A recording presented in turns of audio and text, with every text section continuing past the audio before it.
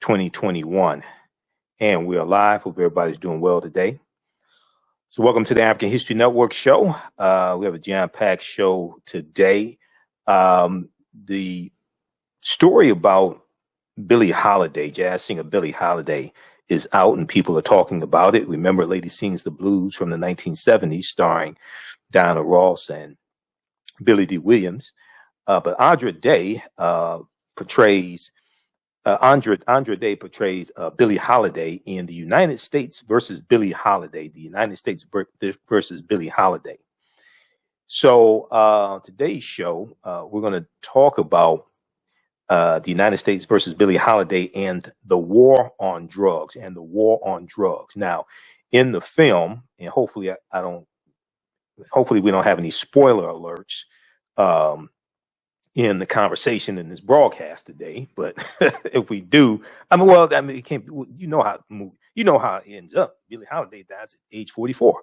Okay, so we know how it ended up. But anyway. Portrayed in the movie is Harry J. Anslinger. Harry J. Anslinger was the first chairman of the Federal Bureau of Narcotics. And you've heard me talk about Harry J. Anslinger on this show numerous times in the past, because Harry J. Anslinger is one of the main reasons why marijuana was made illegal in 1937, because of the marijuana prohibition tax. And even though I'm not a Lee Daniels fan, if you watch my show, you've seen my broadcast in the past, you know that. This movie, I think, is something that everybody should see. And the reason why is because it ties into a lot of history. Lee Daniels is the director. You know, I'm not a fan of Precious or The Butler or definitely not Empire. But because Billie Holiday was a historic figure, and she used her platform to speak out against the injustice and the lynchings of African Americans. And this is what the song Strange Fruit is about.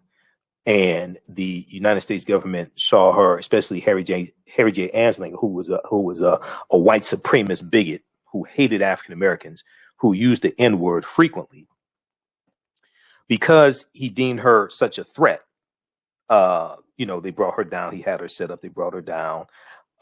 So we're going to talk some about this, and this film ties directly into history, and it ties into the history of the war on drugs.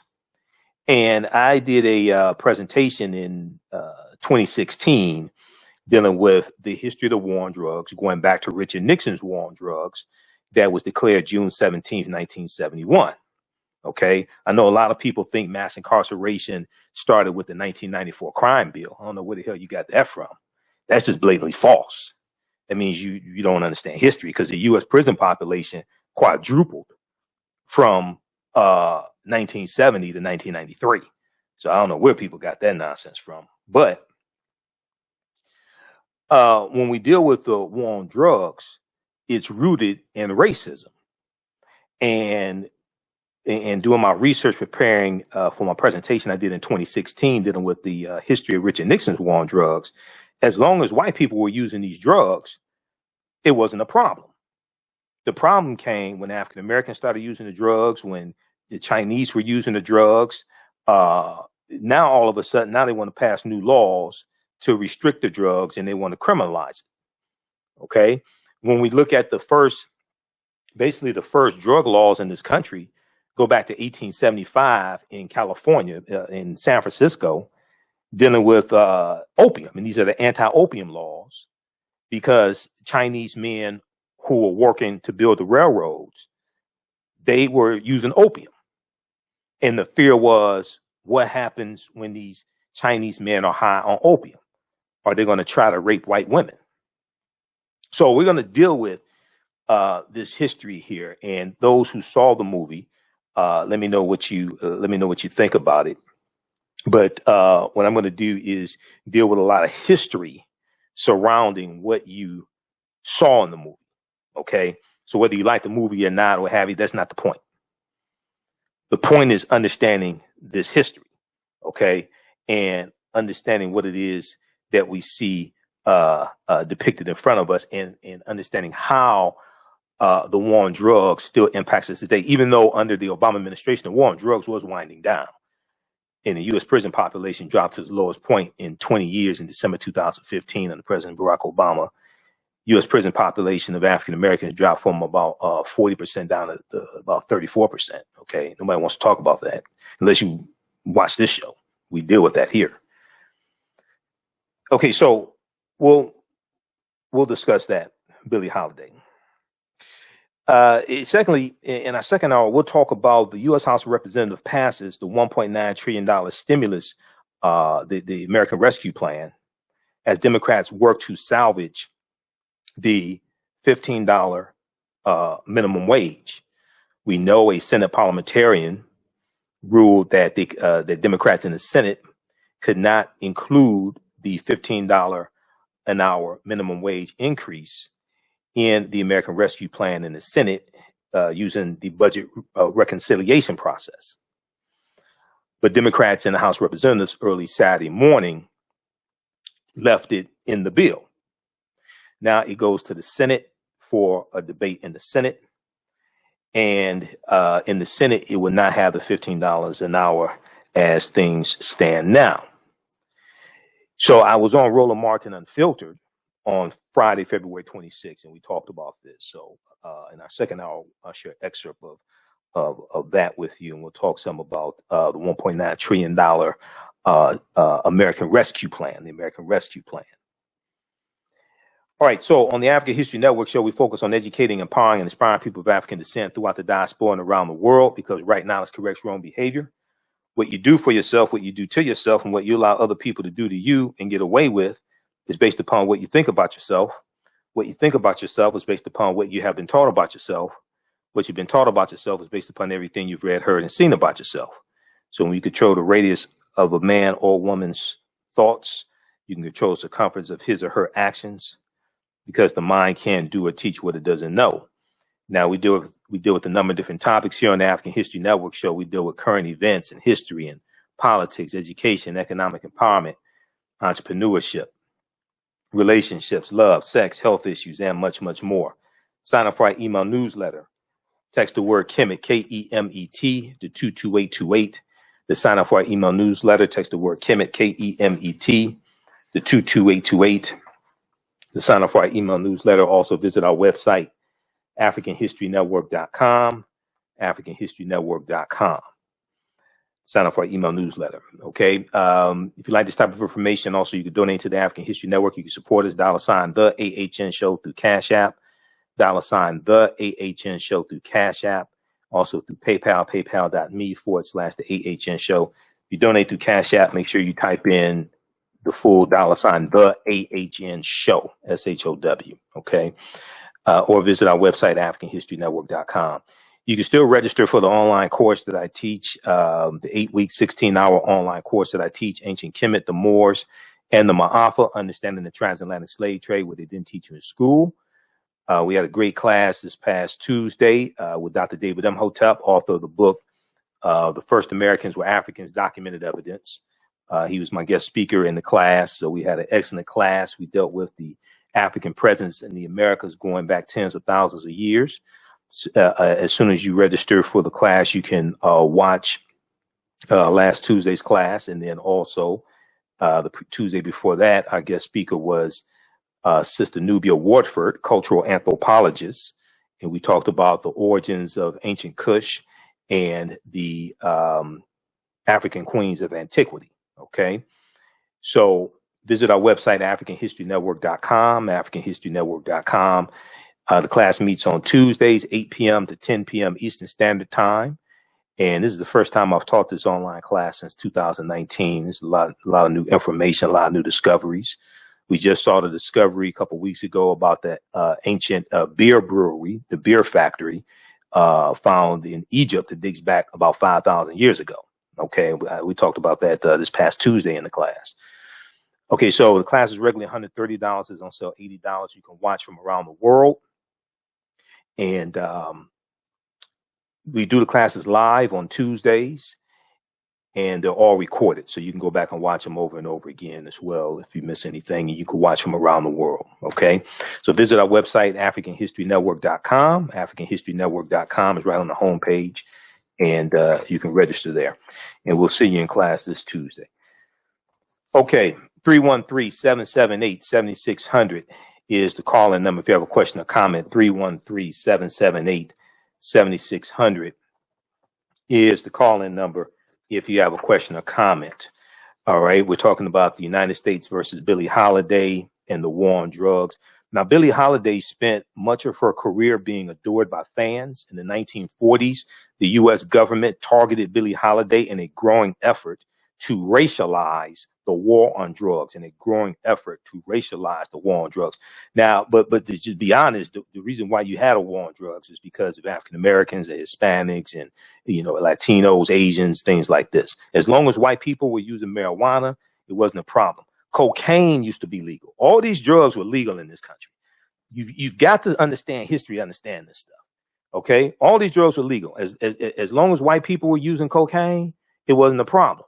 Okay. When African-American men start using cocaine, then you get the article from the New York Times, February 8th, 1914, called dealing with Negro cocaine fiends. Okay. Negro cocaine fiends, have turned to, sniffing, now that, whiskey is prohibited. Okay.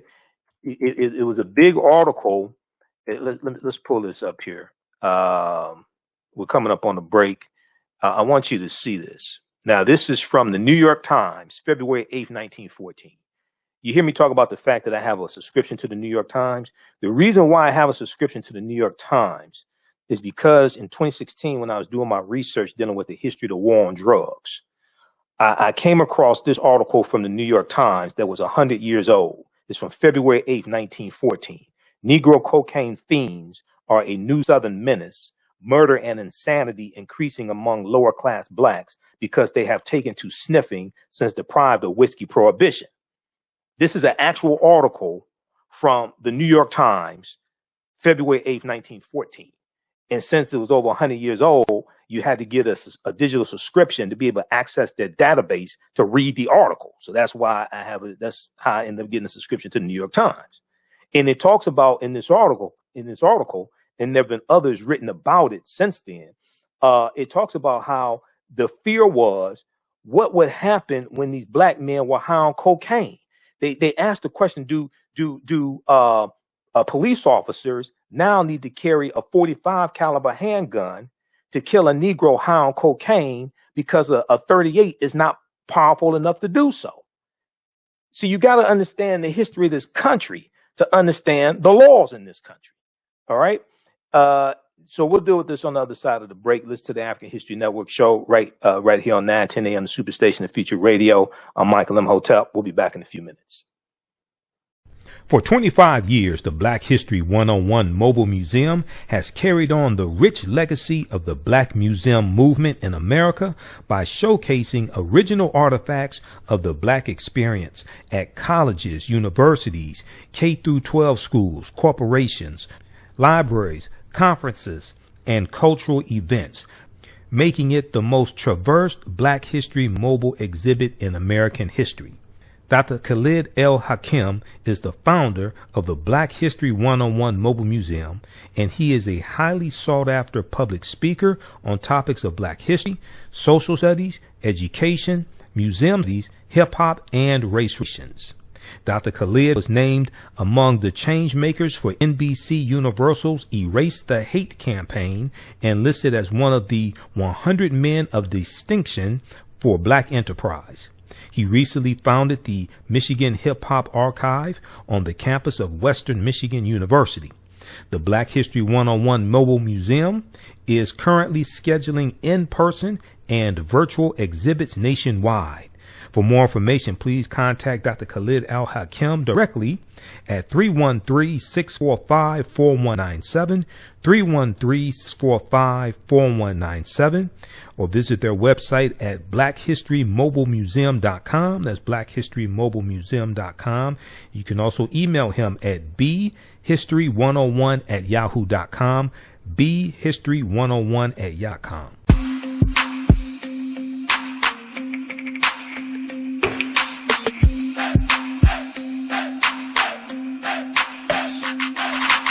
Are you getting ready for fall or winter? We have the solution for all seasonal clothing needs. Kemeticwear.com is the go-to online source for Kemetic African fashion and lifestyle products with a contemporary twist.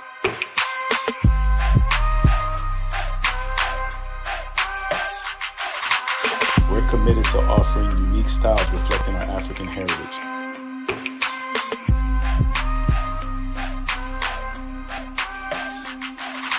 Kemeticwear.com is inspired by KemeticScribes.com to influence our people in learning and showing pride. Please visit our website at Kemeticwear.com. Hi, I'm Joel Wilson, President and CEO of JCW Computer Consulting LLC, a technology implementation firm with over 20 years of satisfying customers. We offer a full spectrum of industry top-tier branded services. We are an authorized partner or reseller for Lenovo, Zoom, T-Mobile, Microsoft 365 and Surface tablets, Google Workspace, Acer, Asus, Samsung, PCmatic security software, and many more. Our online store features laptops, Chromebooks, computers, printers, accessories, and software. Businesses, take advantage of our free 1-hour Zoom tech consultation and know we offer top nationwide high-speed internet service providers, voice over IP, and cellular phone services. Home users, don't miss our current in-stock Chromebook inventory. Please visit us at jcwcc.com or call 215-879-6701. Digital Dandelion's Technical Solutions works with businesses like yours to create an operations manual for your business, which is something many businesses don't have. According to AARP, more than 30% of small business owners are over 50 years old. Many business owners want to retire by selling their businesses or by passing their businesses on to their children. However, according to Forbes Investment Advisors, many retiring owners' attempts to sell their businesses for retirement fail. You cannot sell your business without a business manual. Your children also cannot inherit your business because there is no way to run it. Your business does not have to die when you leave. Their business Bible products will give you the tools you need for a thriving business that can make you money even after you retire. Are you looking at increasing your business's annual revenue? Digital Dandelions can help you make at least $100,000 in annual revenue and expand your business. Speak with them today about solidifying your business. Visit digitaldandelions.com today and get a free 30-minute consultation. Stand by, everybody. How you doing, Ivory? Go my frat. Now, this is an article here from thenation.com. I'm not going to stop for the break. Damn the break. We're going to keep going. How the myth of the Negro cocaine fiend helped shape American drug policy. Now, this is from thenation.com talking about the article from the New York Times and what was taking place at that time in 1914. Okay. All right. So everybody stand by. We'll be back from the break in just a minute. 313-778-7600 is the call-in number. If you have a question or comment, 313-778-7600 is the call-in number if you have a question or comment. See, people don't understand history. You have to understand history to understand the laws. You have to understand the laws and policies to understand conditions.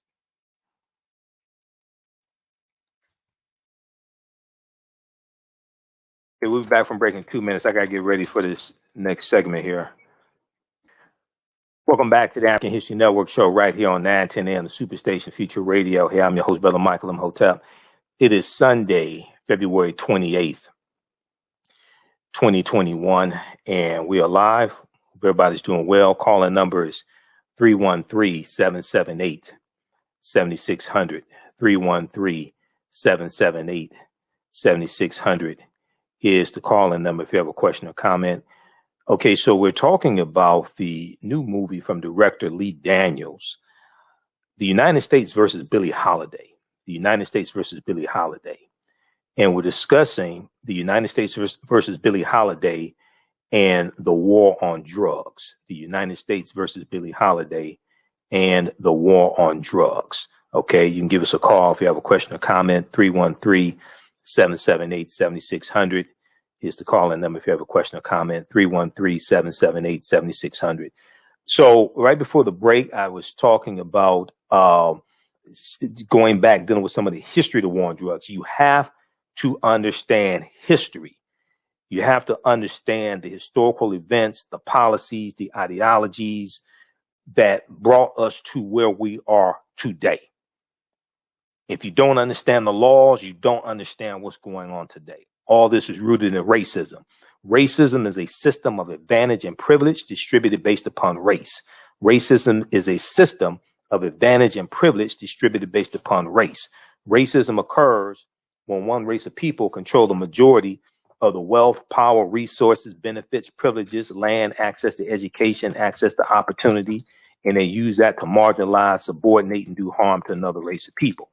Okay, this comes out of the ideology of European white supremacy, and this is for the purpose of preserving genetic white survival on a planet that's less than 10% European. This is what you have to understand, okay? And the reason why African Americans understanding our history is so important is because a people's history and culture teaches them how to deal with the problems of the past in the present and the future to meet the needs of the community. A people's history and culture teaches them how to deal with the problems of the past in the present and the future to meet the needs of the community. Okay, so we're going to go to clip one in just a second here, Jalen. The interview with Lee Daniels. We'll go to that in just a second. So Billie Holiday spent much of her career being adored by fans in the 1940s. The U.S. government targeted Billie Holiday in a growing effort to racialize the war on drugs, ultimately aiming to stop her from singing her controversial ballad Strange Fruit, which is about the lynchings that were taking place in this country. All right. And it's important to note, as we talked about a couple of weeks ago when we talked about Auschwitz in Poland and the anniversary of in World War II, the troops liberating the prisoners, the Jewish prisoners of the Holocaust in Auschwitz, liberating them. Hitler patterned the Nuremberg laws in Nazi Germany. He patterned those laws after the segregation and Jim Crow laws here in the U.S. But they didn't. But Hitler felt that the Jim Crow segregation laws here in the U.S. did not go far enough. All right. You have to understand how all this history is connected. So, jazz legend Billie Holiday poured her heart into each song, making each one her own with her distinct style. Now, Andra Day, I think, did a fantastic job portraying Billie Holiday.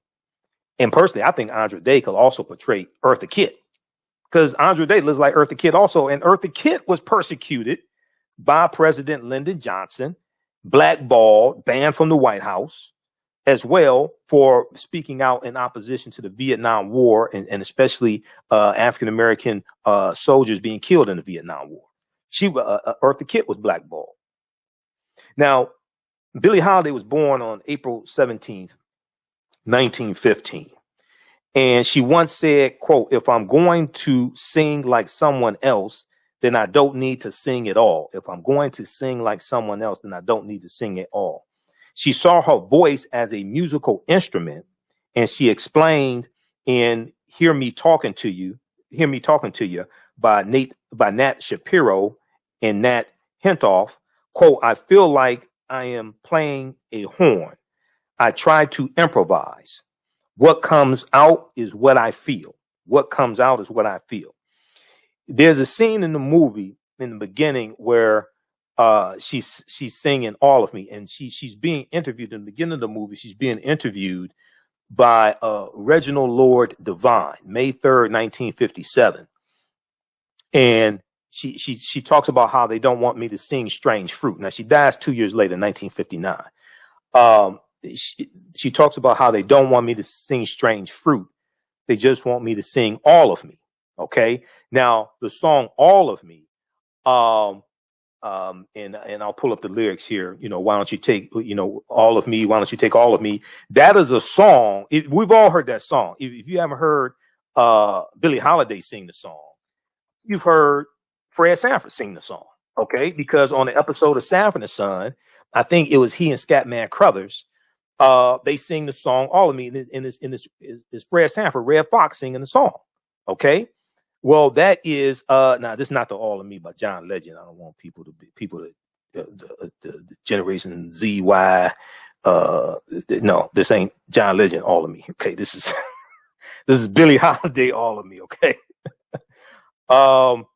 So, but it's Red Fox and Scatman Crothers singing All of Me. Okay. You took my kisses and all my love. You taught me how to care. You said, let me see, all of me. Why not take all of me? Can't you see I'm no good without you? Take my lips. I want to lose them. Take my arms. I'll never use them. Okay. Your goodbye left me with eyes that cry. How can I go on, dear, without you? You took the part that once was my heart. So why not take all of me? That's Fred Sanford and Scatman Crothers. That's Red Fox and Scatman Crothers singing that on Sanford and Son. Okay, that's Billie Holiday. And one of the things that's important, and this ties into, I had other topics planned for tonight, but I was doing research on this movie. We're gonna get to those other topics Monday. This is important right here. If you remember. And 313-778-7600 is the call-in number if you have a question or comment. If you remember a couple weeks ago, maybe about 3 weeks ago, I talked about Zara Cully. Okay, Zara Cully. Now, the name Zara Cully may not seem familiar to you, but everybody knows Zara Cully because Zara Cully was Mother Jefferson on the Jeffersons. Okay. So Zara Cully, she was 86 years old when she passed away. She passed away in about 1978. Okay. And, they wrote that into the script that she passed away. All right. On Good Time. The Jeffersons. But Zara Cully was born in 1892. Zara Cully, who we saw on the Jeffersons as Mother Jefferson, Zara Cully was born in 1892. Zara Cully was born 3 years before Frederick Douglass died. Frederick Douglass died in 1895. Zara Cully, who we saw in Living Color on the Jeffersons, Zara Cully was born before Harriet Tubman died in 1913, before Booker T. Washington died in 1915, and before Frederick Douglass died in 1895. So when we watch a lot of these shows, whether it's Sanford and Son, and they're singing Stormy Weather, Don't Know Why There's No Sun Up in the Sky by Lena Horne, and that ties into deep history. Whether they're singing All of Me by Billie Holiday, and that ties into a deep history, or whether we see Zara Cully, who is, she's such a historic figure, we just don't know it. I mean, I would like to have a half-hour conversation with this sister. She's born like 27 years after slavery ended. It's possible that she knew like former slaves, right? So all this history is connected. Okay, so let's go back to Billie Holiday here.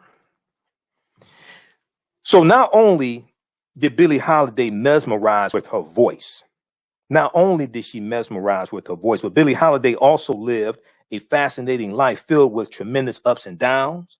She managed to survive a difficult childhood, often left in the care of cold-hearted relatives, even spent time in a Catholic reform school before joining her mother in New York City. She was the victim of sexual abuse. Her drug addiction was related to the sexual abuse that she sustained as a child and never healed from, really. Before she found fame as a singer, Billie Holiday did whatever it took to survive, including working as a prostitute for a while. She became one of jazz music's great stars, performing with the likes of Count Basie and Artie Shaw. Billie Holiday even appeared in a film with Duke Ellington. Her great talent, however, was later diminished by a bad relationship and alcohol and drug abuse, but she was also set up by Harry J. Ansling, a white supremacist bigot racist. She's also set up by him as well. Okay. So I want to go to this clip here. This is from the Cross Connection. Tiffany Cross, MSNBC. She spoke with director Lee Daniels, director of the film The United States versus Billie Holiday. And Lee Daniels refers to Billie Holiday as the first civil rights activist. She was you could say she was a civil rights activist. She wasn't the first civil rights activist. I don't know where the hell Lee Daniels got that from. Okay, let's go to this clip, Jalen. What is the government's problem with Billie Holiday? Why is the government always after you? My song, Strange Fruit. It reminds them that they're killing us. Well, why don't you stop singing the damn song? Wouldn't your life be easier if you just behaved?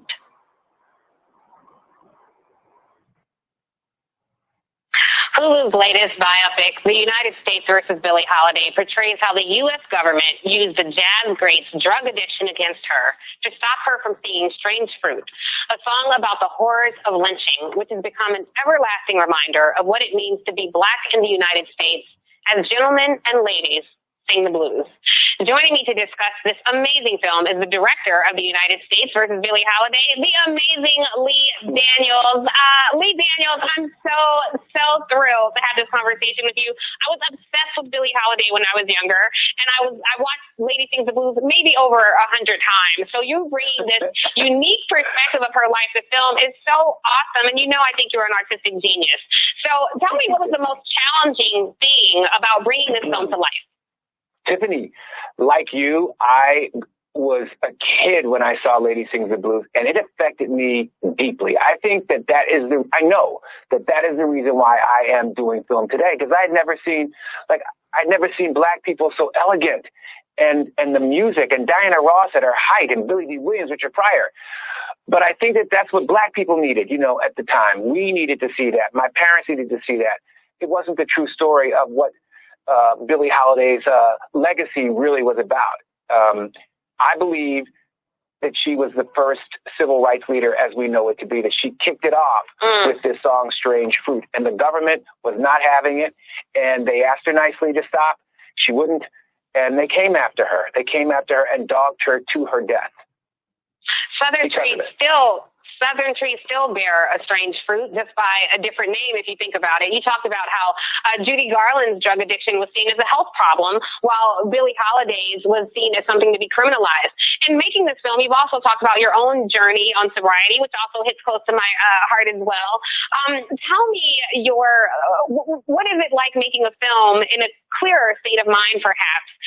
As you said, you had to be to make this film and bring it to life. Mm-hmm. It's really painful, and it's and through this journey, I'm okay with it to even talk about it.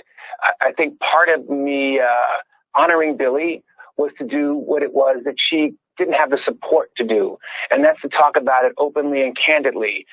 Addiction is real, and when you look at Black oppression and what they have done to us over the years, I'm surprised we ain't all addicts. You know what I mean? Right. Really, it's real, and we're embarrassed to talk about it. And if I can just help one person by talking about what it is that I've experienced, what Whitney experienced, what Prince experienced, what Michael Jackson experienced, what Billie Holiday experienced, if we could save just one life, I'm doing good with this movie. I love that. So I want to ask you about the Golden Globes. This is something, just my own personal perspective. Every year we talk about the lack of diversity in the award shows. And really, I think that these awards matter. Like, you make great art, and I love it. I watch it. What do I care if the white, establishment acknowledges your work? The people love it. So let me ask you, do you think these awards matter? I think that, here's the thing. I think that when you think of the reviews that come out with that try to understand me, when they try to really understand that they can actually say that they speak about the lens that I see the world and can judge me from what it is as a black gay man, they can, and the same with the awards. It is a joke. Of course it's a joke. And I think that sadly we have to embrace it because awards means more eyeballs on our film. So it's this weird sort of, but as I've grown as a filmmaker, girl, bye. You got to do what you got to do. And well enough, if I'm hitting you, if I'm hitting my mom, if I'm hitting the people that I made this film for, that's all that matters really at the end of the day.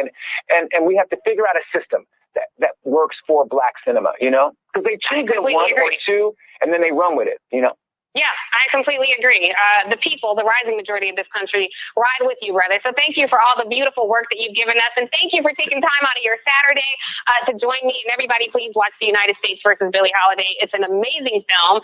And this time went so quick because that's our show for today. Lee Daniels took us home. Okay, so that is Tiffany Cross from February 27th, 2021, The Cross Connection, MSNBC. Director of the new film, The United States versus Billie Holiday, calls icon first civil rights activist. Now, we can call her a civil rights activist. She wasn't the first. What was Ida B. Wells? Ida B. Wells was a co-founder of the NAACP in 1909. Come on, Lee. All right. Okay. All right. I know you're trying to sell the movie, but you don't have to oversell it now. Come on. All right. So, I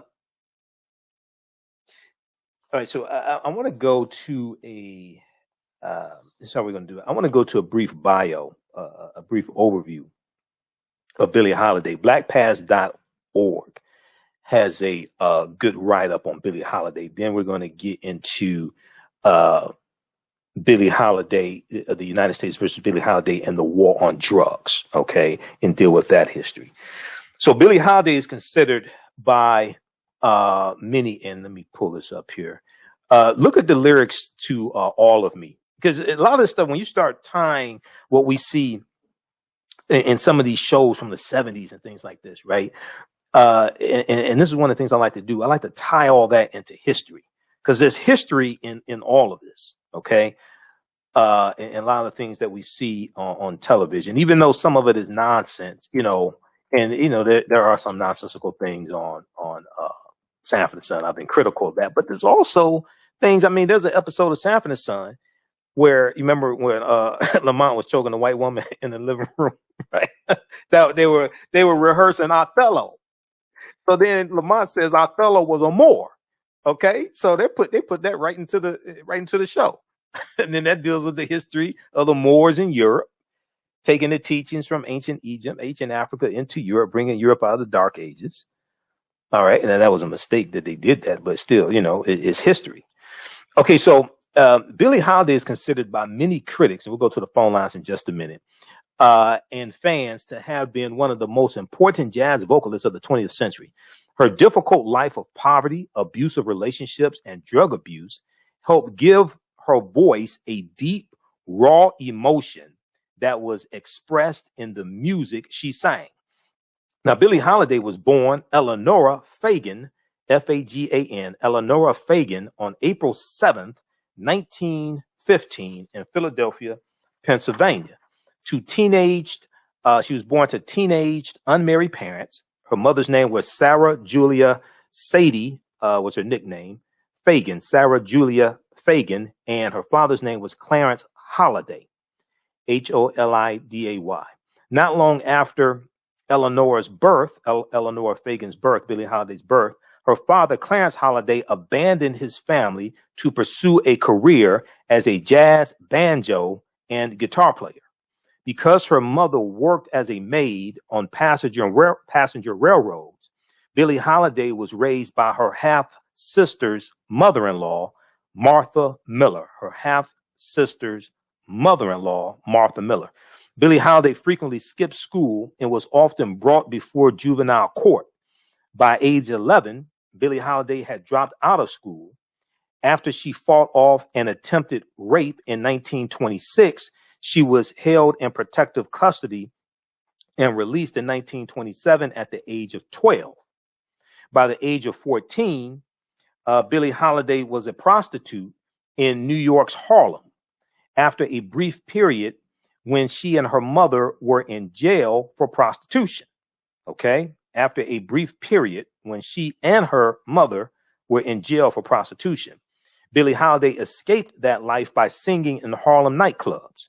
She changed her name, choosing her first name, Billie, after a favorite movie actress, Billie Dove, Dove, and adopting the surname of her absent musician father, Clarence Holiday.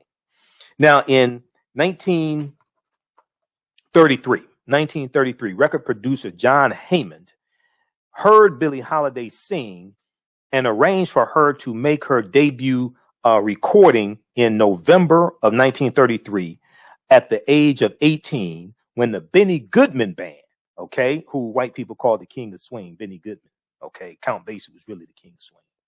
Or you may say Duke Ellington, but they call Benny Goodman the King of Swing, like they call Elvis Presley the King of Rock and Roll. There was an article. It's so many articles that I posted dealing with history. We can't get to all of them on the show, but there was an article I posted a few days ago talking about Big Mama Thornton. And Big Mama Thornton was the one who originally recorded Hound Dog. And she basically got pushed to the side once Elvis Presley recorded Hound Dog. Okay. And Elvis Presley, his gyrations and things like that. Now, to me, it looked like Elvis Presley was having a fit.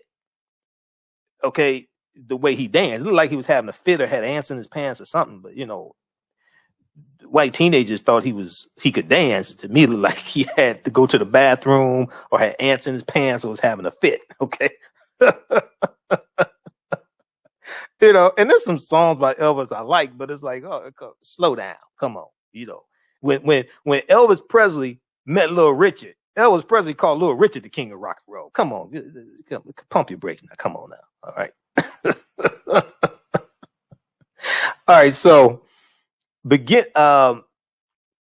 1933, record producer John Hammond heard Billie Holiday and arranged for her to make her debut recording in November 1933 at the age of 18 with the Benny Goodman Band.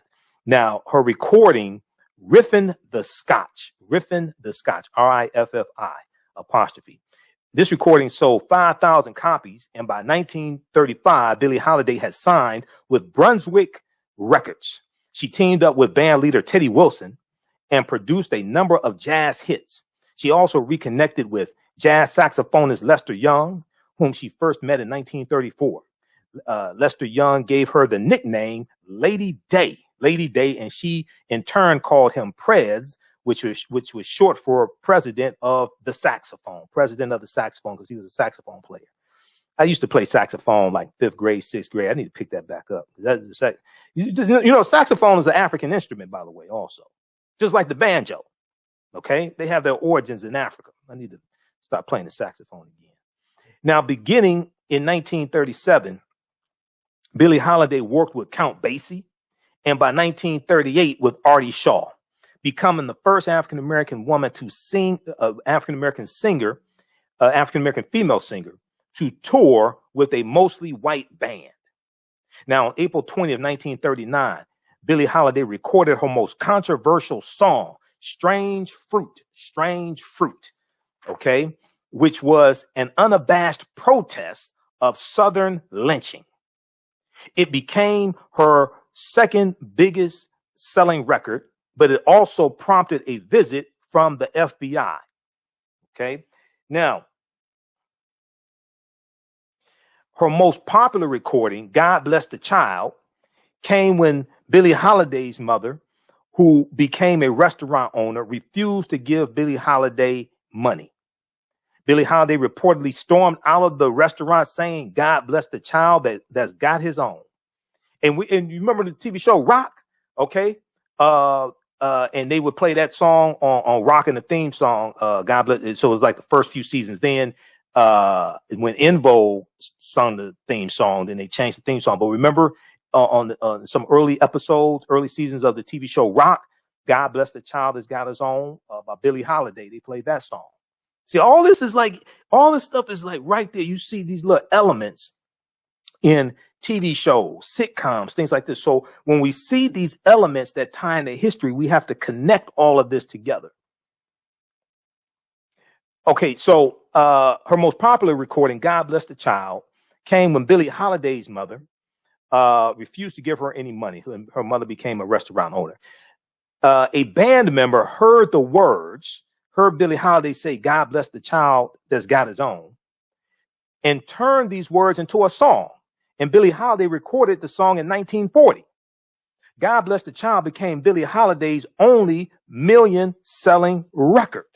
God Bless the Child became Billie Holiday's only million-copy selling record. After 1940, Billie Holiday moved away from jazz and began to record ballads such as Lover Man, Don't Explain, and Good Morning Heartache. She performed at venues such as a sold-out Carnegie Hall in 1948, and later that year starred in a Broadway musical titled Holiday on Broadway. Yet her success was not enduring.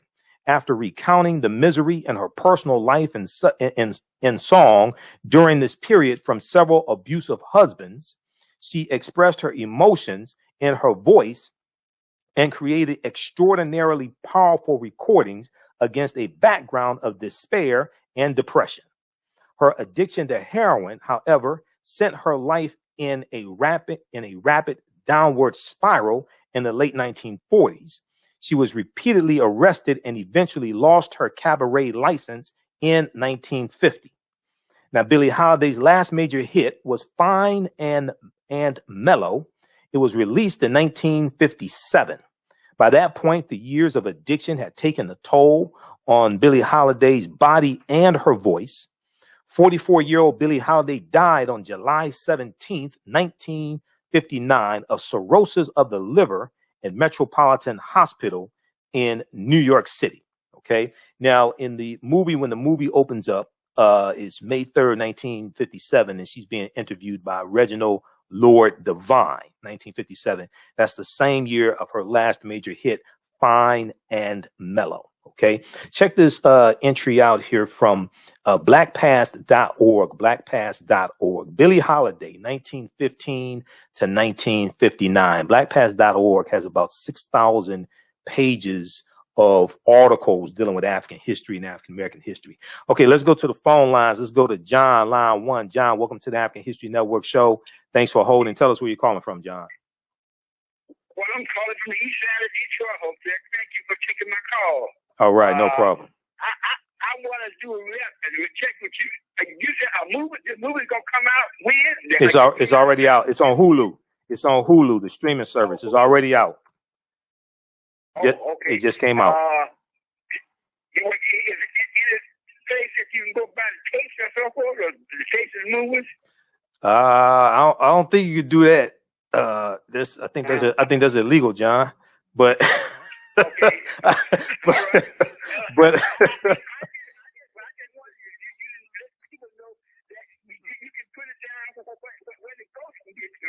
so people won't say, I missed it. I'm sorry, I didn't see it and all that stuff. Right. Right. You were speaking,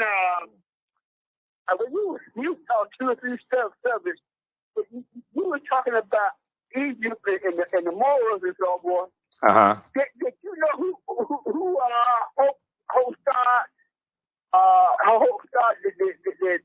overflows, the Moors in Egypt, You said did okay. Your voice is a little muffled, John. You said now. What about the Moors in Egypt? What'd you say now? I said, did you realize that when they was in the heyday, and they were controlling a lot of Egypt and so forth, and did you know who the East overthrow them and so forth? And what that country name that they bombing down? What that country name over there now?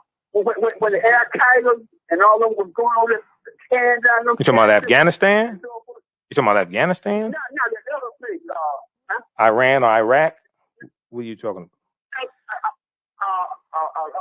Iraq. That's right, Iraq. Okay. And you know, they were the ones that hope Egypt overthrow the Moors and so forth. And they considered them white, but they didn't never on the purity and so forth. And so I just wanted to express that knowledge and so forth, what I learned about them.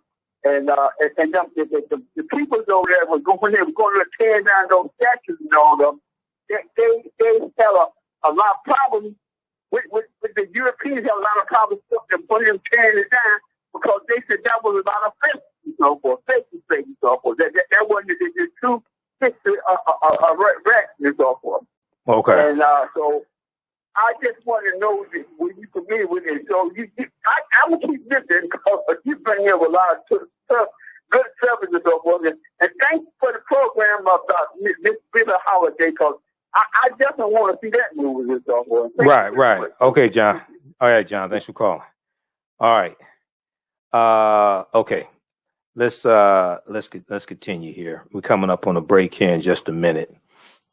So I want to keep going before the break. Okay, 313-778-7600 is the calling number. If you have a quick question or comment, 313-778-7600 is the calling number. Okay, let's see. Why isn't this coming up? All right, we'll pull up this picture once again here. When we come back, we're going to continue this discussion and we're going to get into some history dealing with Harry J. Anslinger and the war on drugs. Okay, Harry J. Anslinger, who declared war on Billie Holiday. Okay, and this ties into the history of the war on drugs, and it deals with racism as well. And we have to understand that racism is a system of advantage and privilege distributed based upon race, coming out of the ideology of European white supremacy. So, okay, I have to see why this picture is not coming up, but we'll deal with this on the other side of the break. All right, so check out that article from blackpast.org. All right, now there's a good article from biography.com that deals with Billie Holiday and how the government targeted the Strange Fruit singer with drug arrests. Billie Holiday and how the government targeted the Strange Fruit singer with drug arrests. Okay. We'll talk about that on the other side of the break. Listen to the African History Network show right here on 9:10 a.m. Superstation, WFDF. I'm your host, Brother Michael Imhotep. We'll be back in a few minutes.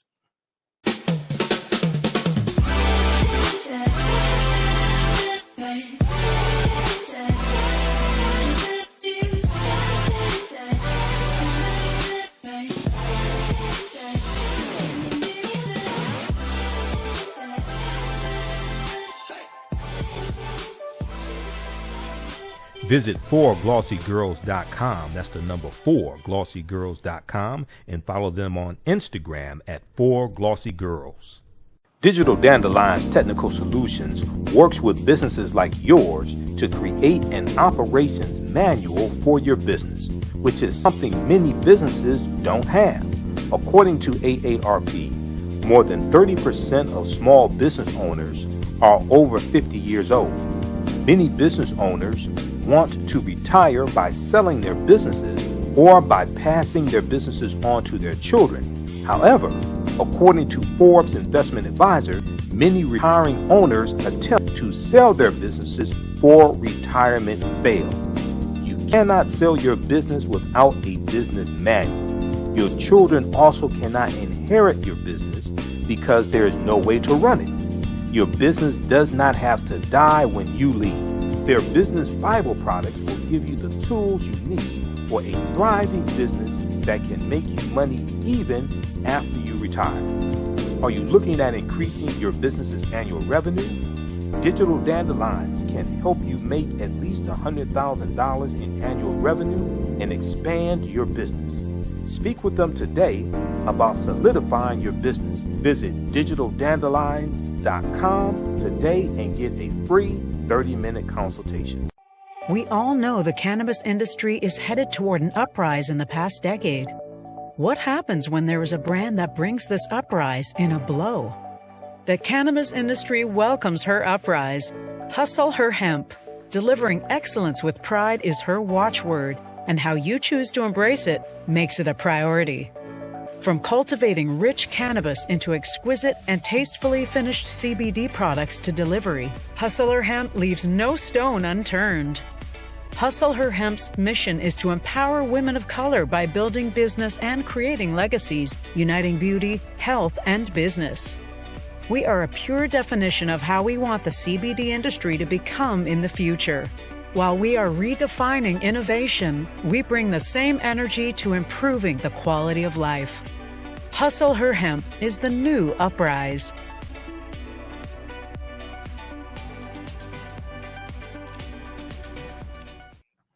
Detroit, 910 AM Superstation, a division of Adele Media. The views expressed on any program are those of the producers and or the persons appearing on the program and do not necessarily reflect the views and opinions of 910 AM Superstation or Adele Media. Welcome back to the African History Network show right here on 910 AM Superstation, the Future Radio. Hey, I'm your host, Brother Michael Imhotep. It is Sunday, February 28th, 2021. We're at the end of African American History Month, but we know that we keep going and keep celebrating and studying our history 365 days a year. But we honor Dr. Carter G. Woodson and the Association for the Study of African American Life and History for the creation of Negro History Week, which started the second week in February 7th, 1926.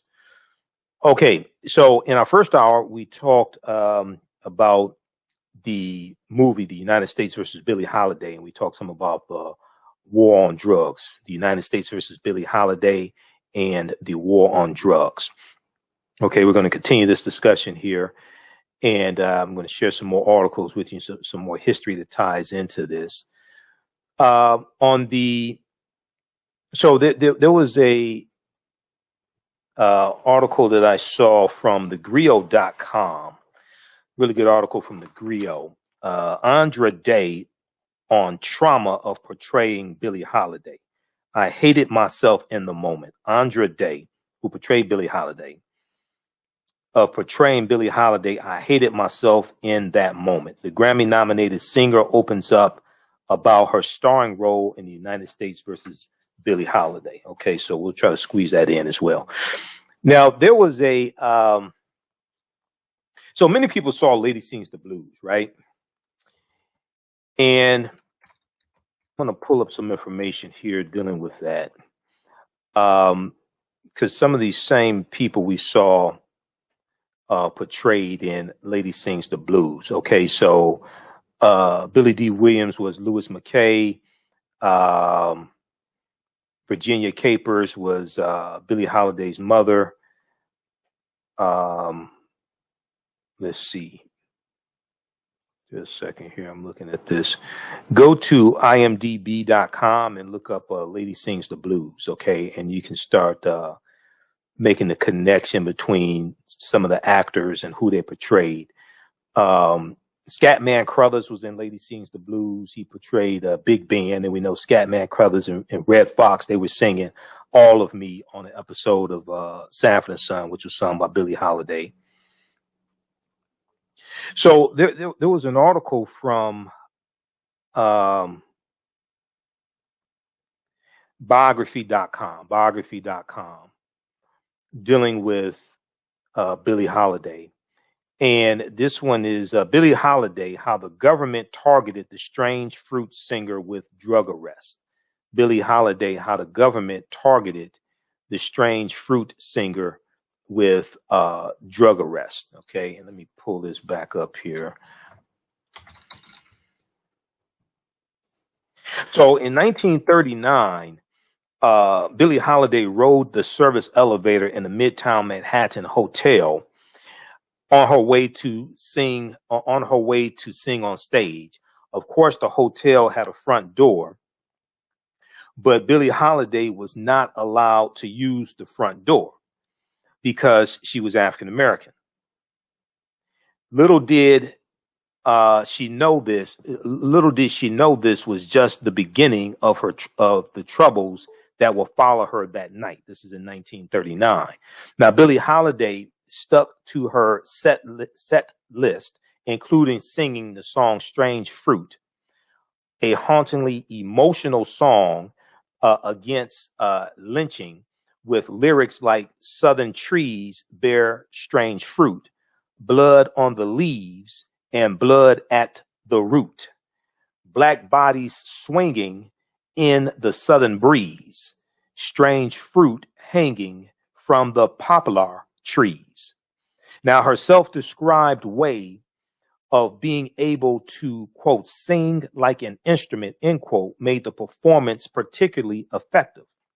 But that night, Billie Holiday received a warning from the Federal Bureau of Narcotics, the FBN, the Federal Bureau of Narcotics, which was a government agency which lasted from 1930 to 1968. The warning was she was never to sing the song again. Now, the link between the song "Strange Fruit" and the anti-drug agency, the Federal Bureau of Narcotics, may feel disjointed, except the Federal Bureau of Narcotics commissioner, the white supremacist Harry J. Anslinger, drew a direct correlation. To Harry J. Anslinger, Billie Holiday was like the symbol of everything that America had to be afraid of, said Joanne Hari, who wrote the book Chasing the Scream, the first and last days of the war on drugs, in a interview with WNYC. Hari said, quote, "She had a heroin addiction because she'd been chronically raped as a child, and she was trying to deal with the grief and the pain of that." Okay. And let me turn on the screen. Let me flip over here. Show you this article here for just a second. This is a deep article from biography.com. And they have a picture of Harry J. Anslinger here also. Now, I talked about Anslinger a number of times on this show. You have to understand history to understand the war on drugs. Okay? Because a lot of people don't understand the war on drugs and don't understand history. All of this is connected. So let me flip over here just a second. All right. Check out this article here from biography.com. Billie Holiday, how the government targeted the strange fruit singer with drug arrests. Okay. This is from February 26, 2021. Billie Holiday, how the government targeted the strange fruit singer with drug arrests. The Federal Bureau of Narcotics relentlessly pursued Billie Holiday, the chase largely fueled by Commissioner Harry J. Anslinger's biases. Okay. So here's a picture of this white supremacist Harry J. Anslinger. To Harry Anslinger, Billie Holiday was like the symbol of everything that America had to be afraid of. She had a heroin addiction because she had been chronically raped as a child, and she was trying to deal with the grief and pain. She was trying to deal with the grief and pain of that. And also she was resisting white supremacy. Billie Holiday was resisting white supremacy. And she was targeted for this. Just like Eartha Kitt was targeted. And when she insisted on continuing on her right as an American citizen to sing strange fruit, Harry J. Anslinger resolves to destroy her. Now, Anslinger was widely known as an extreme racist in the 1920s.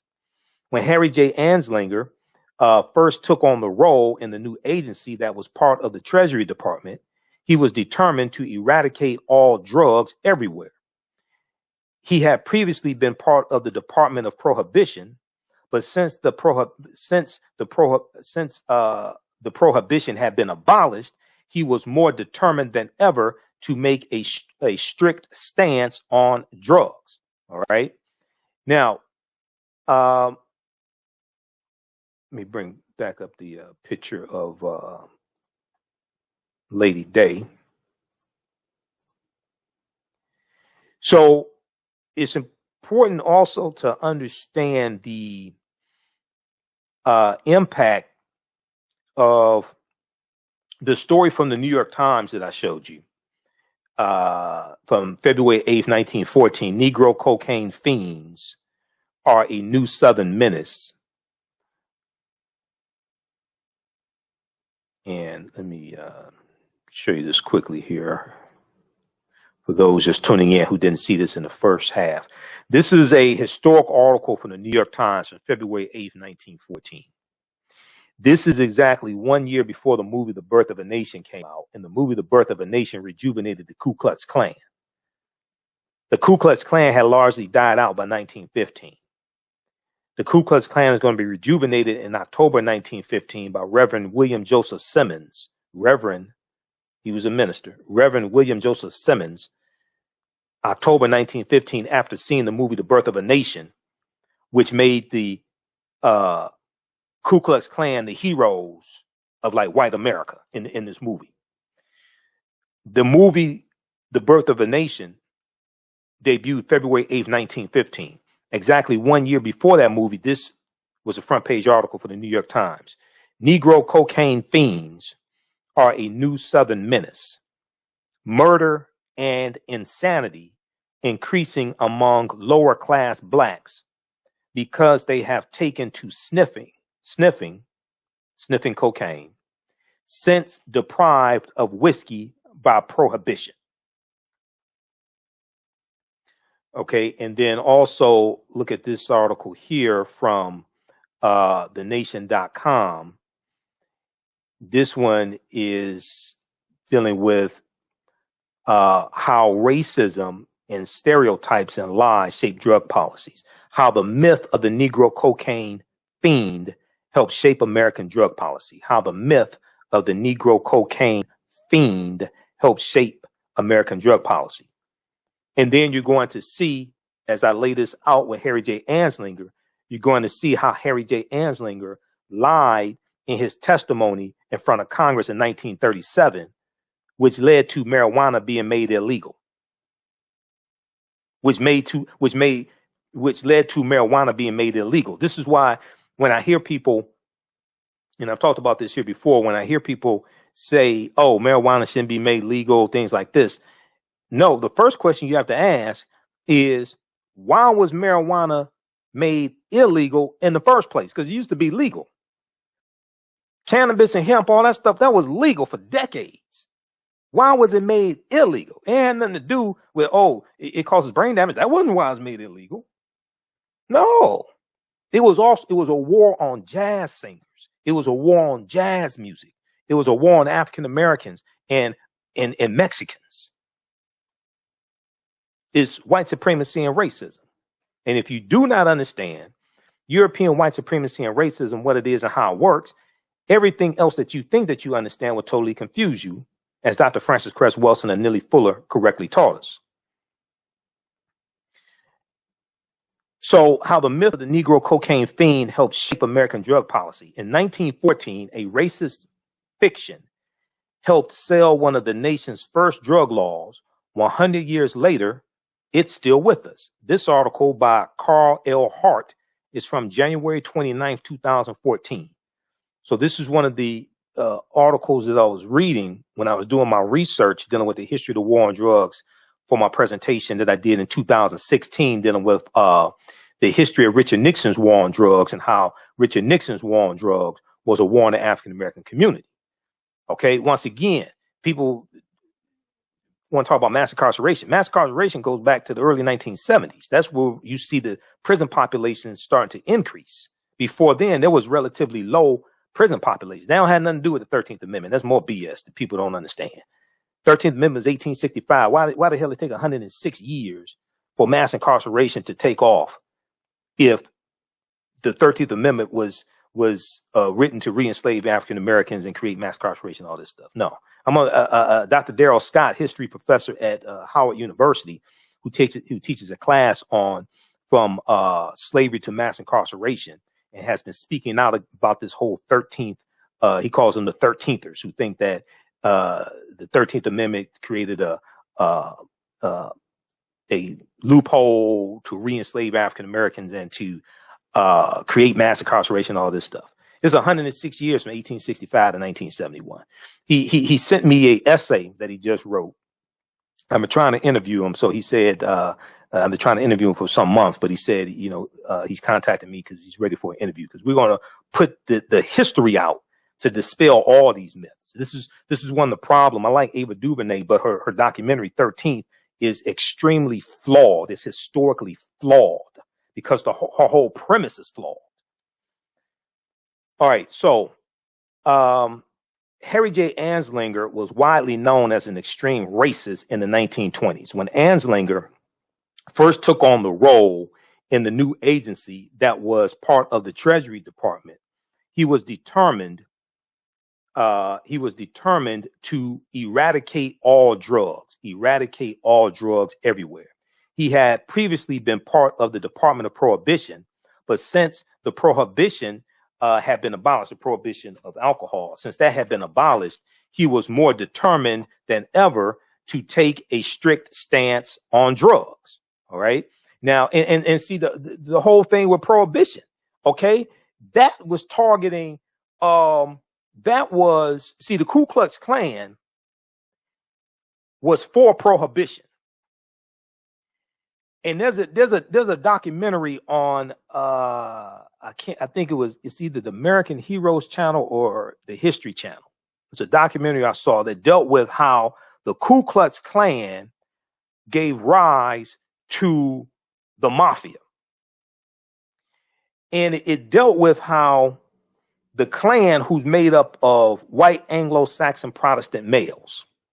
There's a whole history about Anglos and the Saxons, two Germanic groups of barbarians. And England is named after the Anglos. There's a whole nother history. I don't have time to get into that. But the Klan, they had a problem with alcohol because of, and the beer and things like this, because of who was making it, like the Germans and these other European immigrants that the white Anglo-Saxon male Protestant immigrants had a problem with. So, and by supporting prohibition, this then gave rise to the Italian mafia, the Italian immigrants, but also during prohibition, this is going to give rise to the Jewish mafia. And we know 80% of the illegal alcohol that came into the U.S. came from Canada into Michigan, basically Canada into Detroit, because Detroit, Canada is just right across the Detroit River. Okay, you go down to Hart Plaza, we can look across the water and see Canada. Okay, the Purple Gang, which was a Jewish criminal gang, the Purple Gang controlled the flow of alcohol coming from Canada into the U.S. coming through Detroit. So the Ku Klux Klan supporting prohibition helps to give rise, I'm not saying they created it, but it helps to give rise to organized crime, helps to give rise to the Italian mafia, the Jewish mafia, because it then helps to create this underworld, this black market for alcohol during prohibition. There's a fascinating documentary that dealt with how the Ku Klux Klan gave rise to the Italian mafia, things like this. Al Capone and Frank Nitti, all these guys that you see on the Untouchables TV show. Okay, well, all this history is connected. All right, we're coming up here on a break in just a minute here. Let's continue. Okay, so among Harry J. Anslinger's strategies was his belief that jazz music was a part of the problem. Because originally jazz music was called jackass music, okay? And it was something associated with largely African Americans. Now, quote, it sounded like the jungles. Harry J. Anslinger said it sounded like the jungles in the dead of night. A memo he wrote said, while another said, quote, unbelievably ancient, indecent rites, R-I-T-E-S, of the East Indies are resurrected, end quote. And that the songs, quote, reek of filth. The songs reek of filth. Now, his agents even reported back to him that, quote, many among the jazz men think they are playing magnificently when under the influence of marijuana, but they are actually becoming hopelessly confused and playing horribly, end quote. So he launches this campaign against marijuana. He writes essays, he writes articles. You also have a movie out called Reefer Madness, and they're using the media to then shape the way or reshape the way people think about marijuana to then justify making marijuana illegal, and is largely based upon lies and stereotypes and racism. We'll deal with this on the other side of the break. Listen to the African History Network show right here on 910 a.m. the Superstation and Future Radio. I'm Michael Imhotep. We'll be back in a few minutes.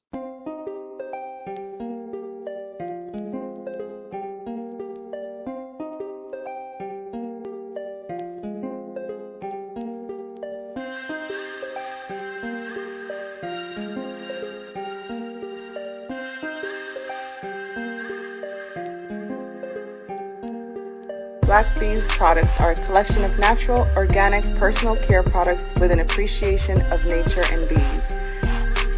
Our philosophy is without bees, we have nothing. We are honoring our Nile Valley ancestors who understood the importance of bees. Black Bees created a high-quality, natural, organic personal care line that would be affordable to everyone. We hope you try and enjoy our Black Bees products line and come back and visit us at blackbeesproducts.com. With blackbusinesstee.com, the messages are clear and meaningful. Keep your business in the black and out of the red.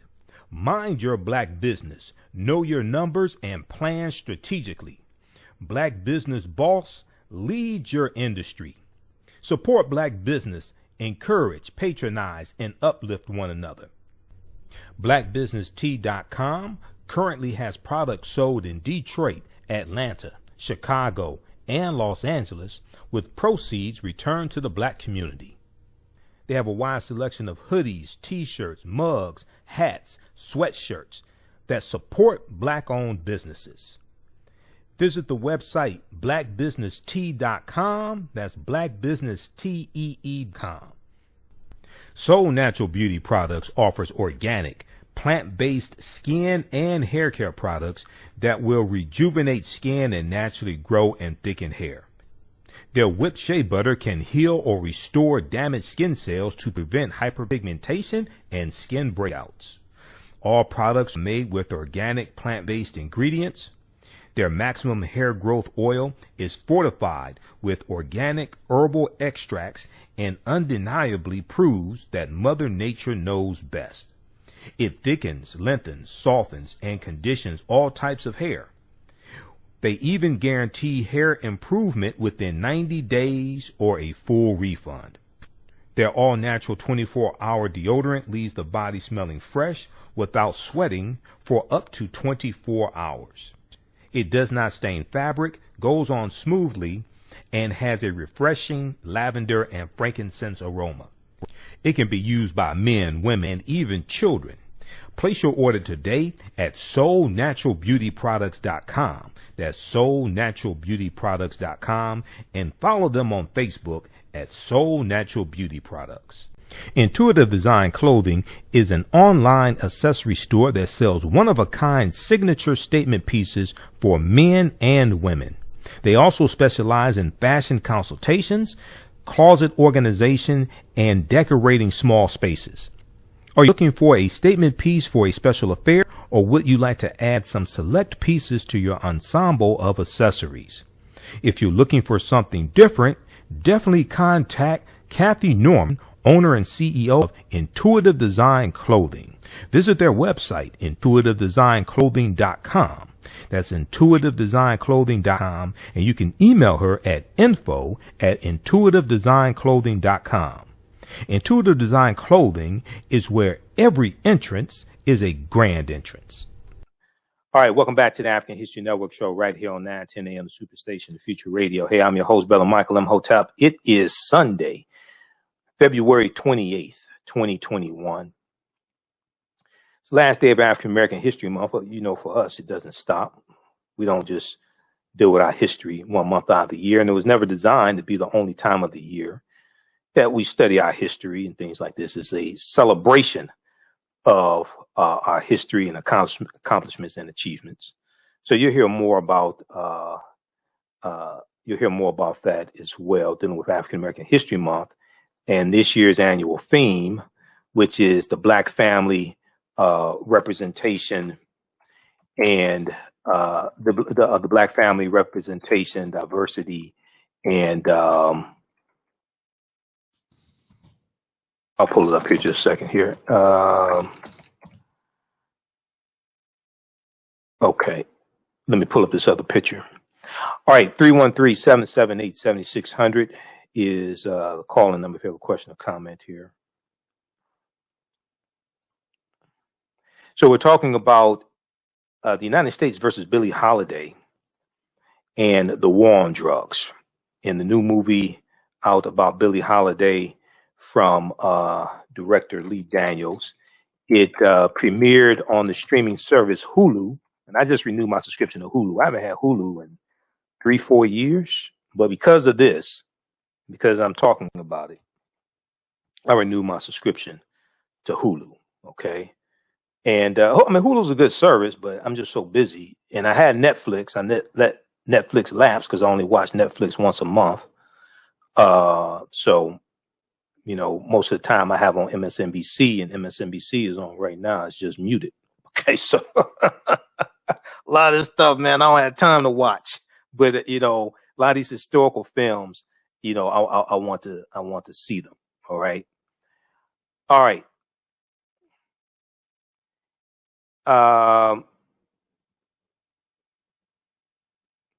Okay, so let's continue here.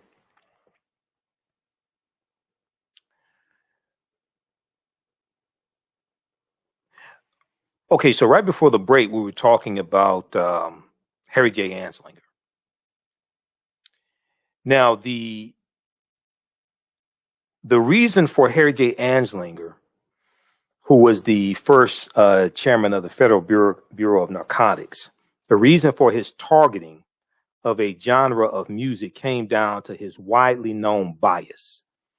Quote, you have to understand that he was regarded as an extreme racist in the 1920s. Okay. He used the N-word so often in official memos that his own senators said he should have to resign. And in the movie, he's using the N-word freely. Okay. This is how much of a bigot he was. So the policies that he fought for followed his warped mindset, his warped thinking, the hatred that he had. The policies he followed and the policies he pushed for and who he targeted followed his mindset. Your thoughts create feelings, your feelings create actions and behaviors, your actions and behaviors create results. Your thoughts create feelings, your feelings create actions and behaviors, your actions and behaviors create results. So So the controversial nature of the song Strange Fruit among the musicscape at the time gave him the excuse he needed to go after Billie Holiday. Quote, this was not a time when there was political pop songs, Harry said. Quote, and to have an African-American woman standing in front of a white audience singing a song against white supremacy and its violence was viscerally shocking at the moment. Coupled with Billie Holiday's known struggles with alcohol and drug addiction over the year, Harry J. Anslinger became laser focused on taking Billie Holiday down. And let's flip over here to back to this article for just a second. So what you see here, once again, politics is the legal distribution of scarce wealth, power, and resources, and the writing of laws, statutes, ordinances, amendments, and treaties, their adoption, interpretation, and enforcement. We see the correlation between government and who is in office, who's in various positions. We see the correlation between that and policy. Okay, now here's a picture of Billie Holiday also. This is from 1949. Okay, this is 10 years before she passed away. Now, Harry J. Anslinger sent undercover agents after Billie Holiday.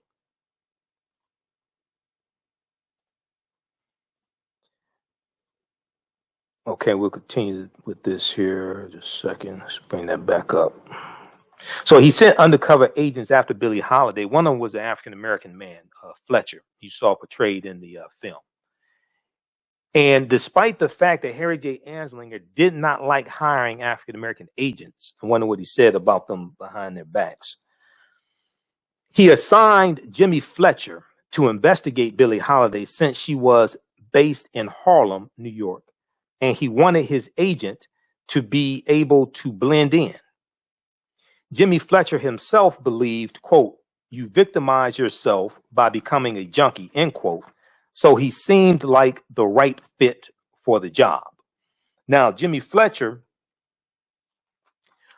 soon frequented Billie Holiday's neighborhood and saw her drinking and doing cocaine firsthand. And you see this depicted in the film towards the beginning of the movie.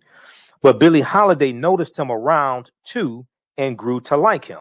Although Jimmy Fletcher did eventually have to raid her, they grew close and were even seen dancing together at Club Ebony. Quote, I had so many close conversations with her about so many things, Jimmy Fletcher later said, according to Harry, who said the agent fell in love with Billie Holiday. She was the type who would make anyone sympathetic because she was the loving type. Okay, so this is Joanne Hari in an interview with WNYC, author of the book Chasing the Scream, the First and Last Days of the War on Drugs. Chasing the Scream, the First and Last Days of the War on Drugs. Okay, let's continue here.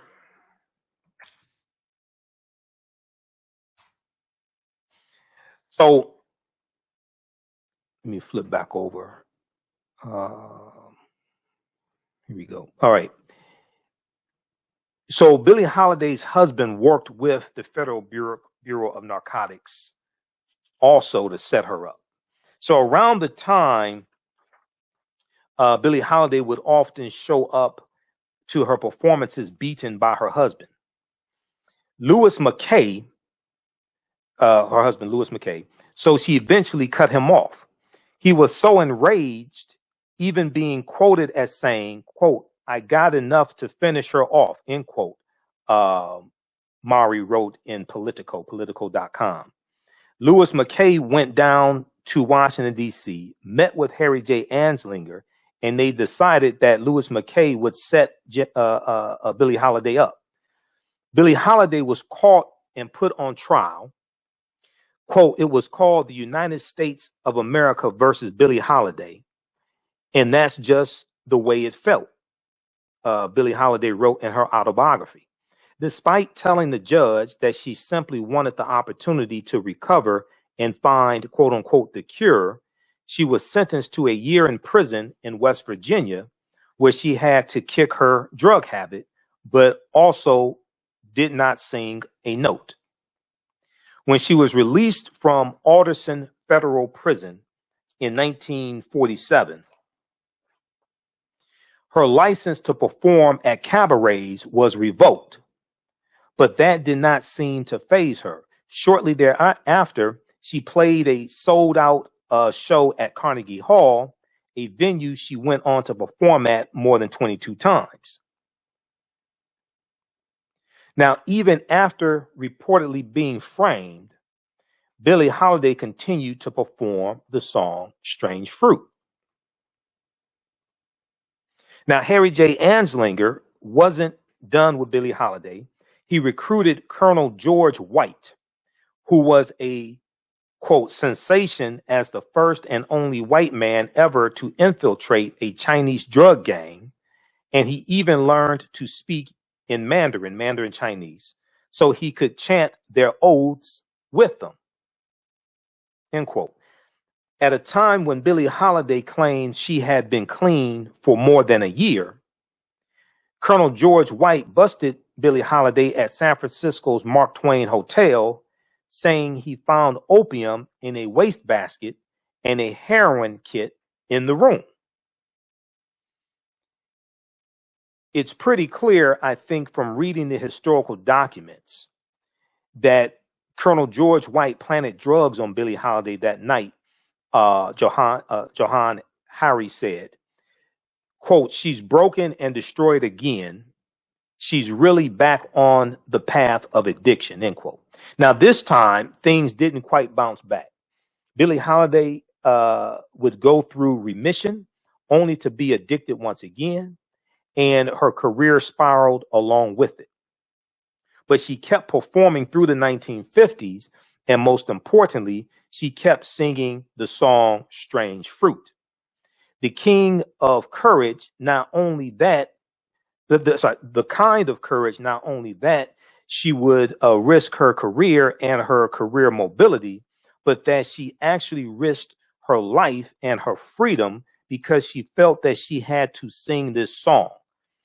Farah Jasmine Griffin of Columbia University's African American and African Diaspora Studies told NPR, National Public Radio. Now, Harry J. Anslinger continued to pursue Billie Holiday in the hospital. One day in 1959, and this is the same year that she died, one day in 1959, Billie Holiday collapsed and was sent to the hospital. And she feared Harry J. Anslinger was not done with her yet, even after she was diagnosed with liver disease. Johann Hari said, quote, so she's very ill and she goes into heroin withdrawal because she's not given any heroin in the hospital.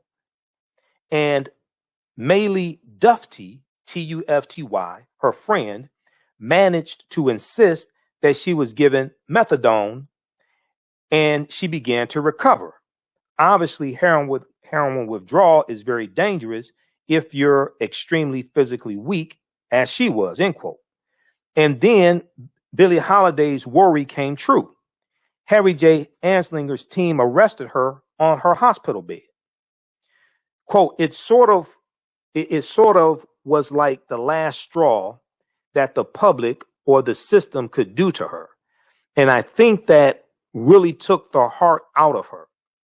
Billie Holiday's friend, Alice Verbsky, said, it became clear what was happening, and protests were even held outside the hospital as people carried signs saying, let Lady Day live.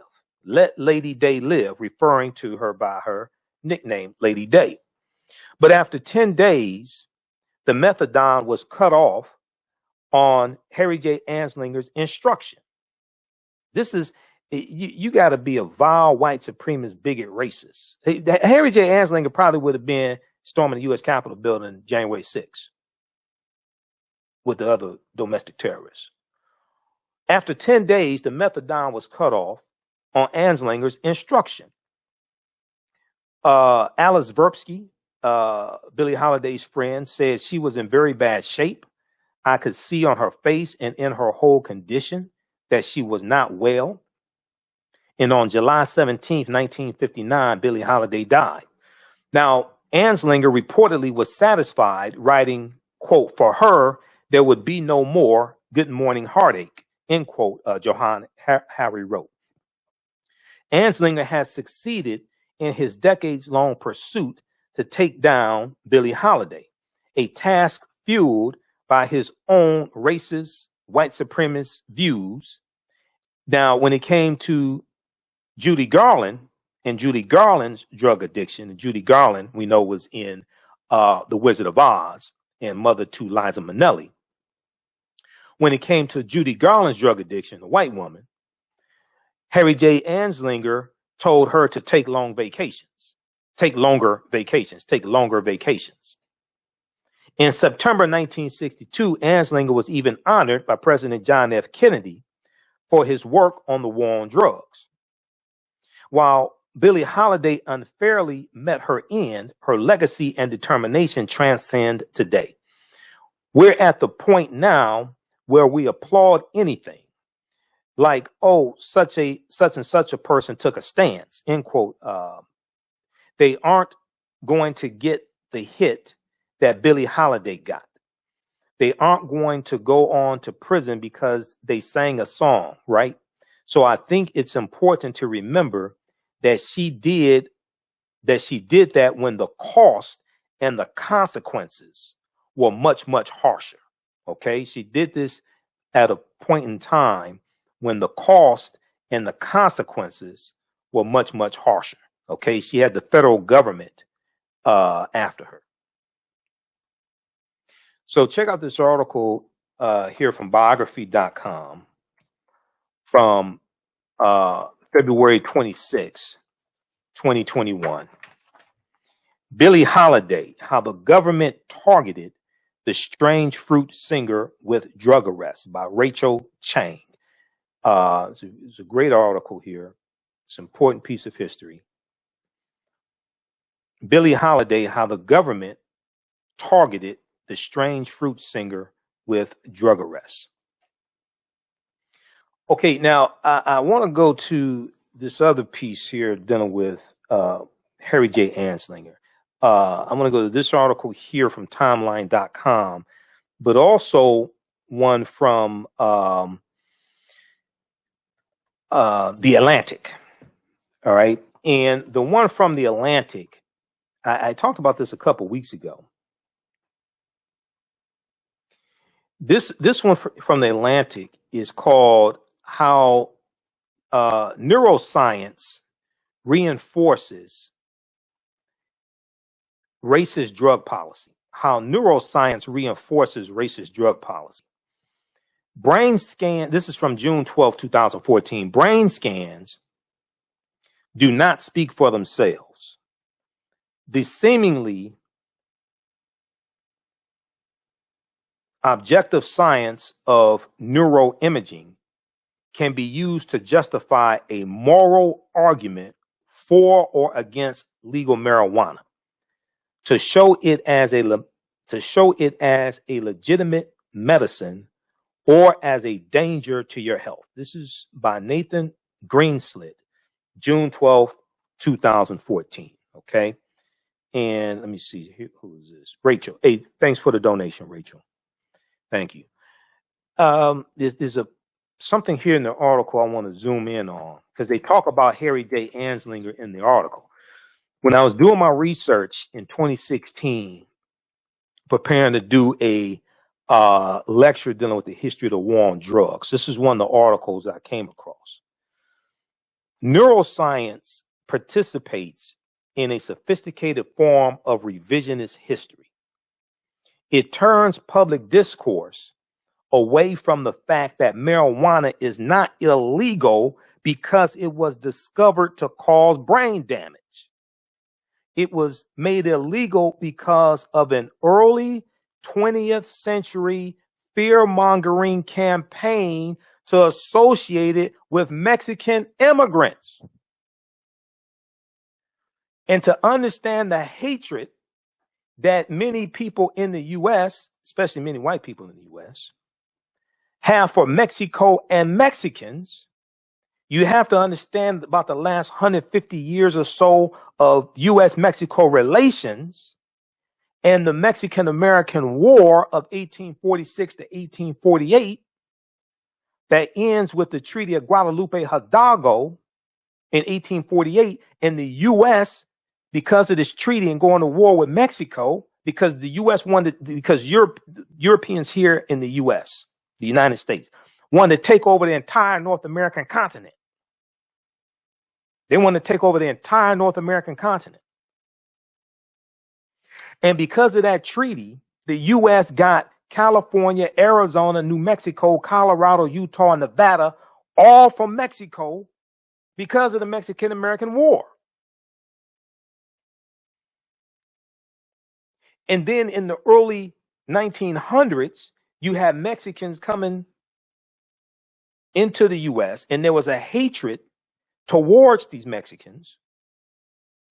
So cannabis or hemp gets relabeled as marijuana, and marijuana was a Spanish term. So the hatred that many white people in this country have for Mexicans got transferred to cannabis or hemp with putting the Spanish term on it, marijuana.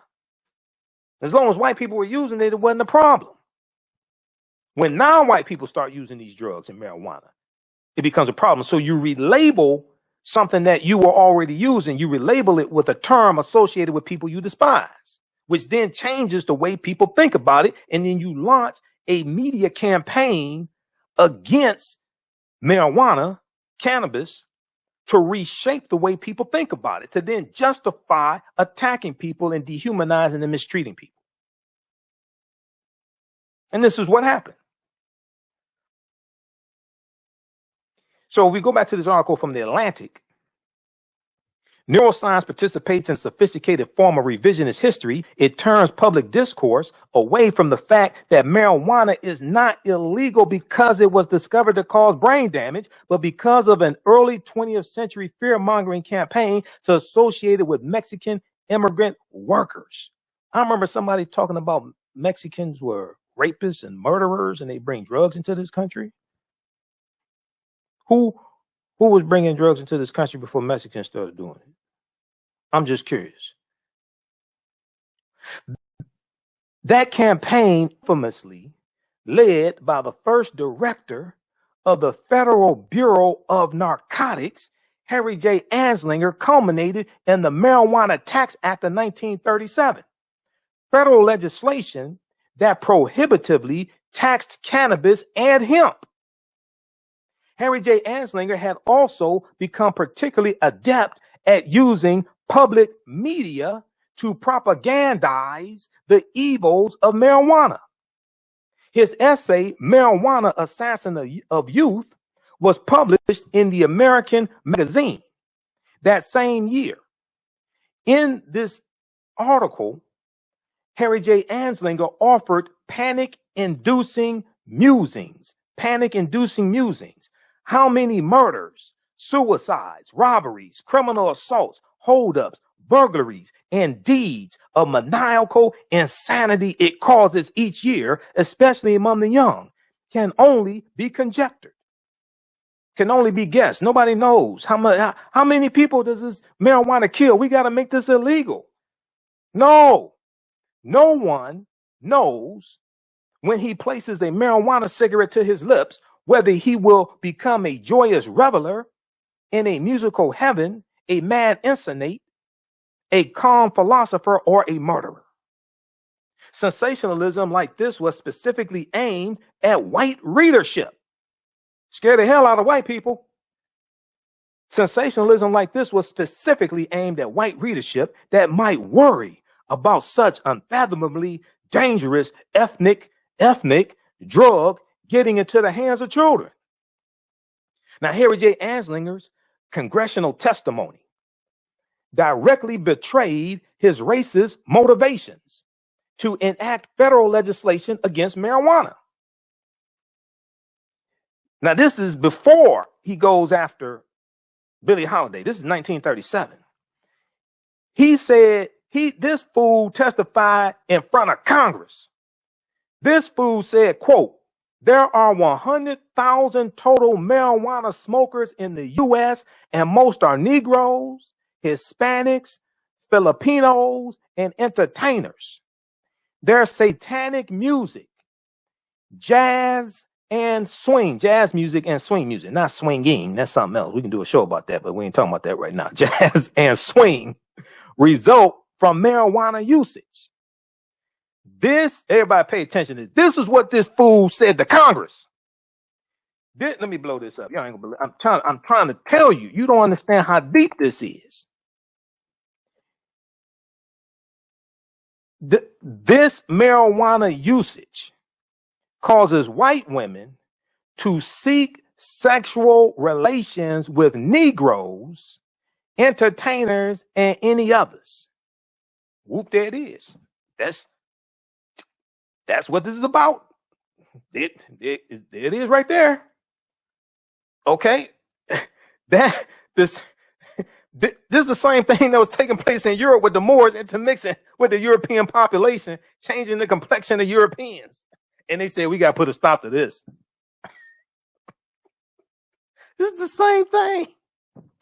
All right. So when you look at the lynchings that took place, a lot of the lynchings took place because of allegations of African-American men having sex with white women.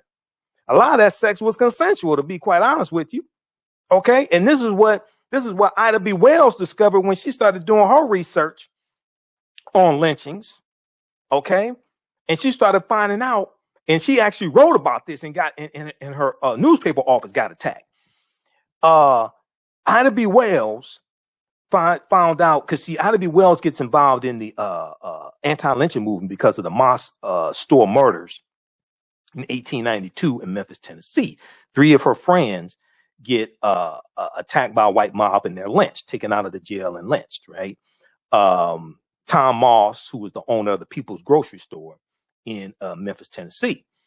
So she started doing research, okay? She's a journalist and newspaper publisher. So she starts doing research on lynchings. And she finds out a lot of the lynchings were because of consensual sex between African-American men and white women. And then the woman's husband found out, or her brother found out, or her father found out, or something like that. And they go get the good old boys and lynch him. But it was consensual sex.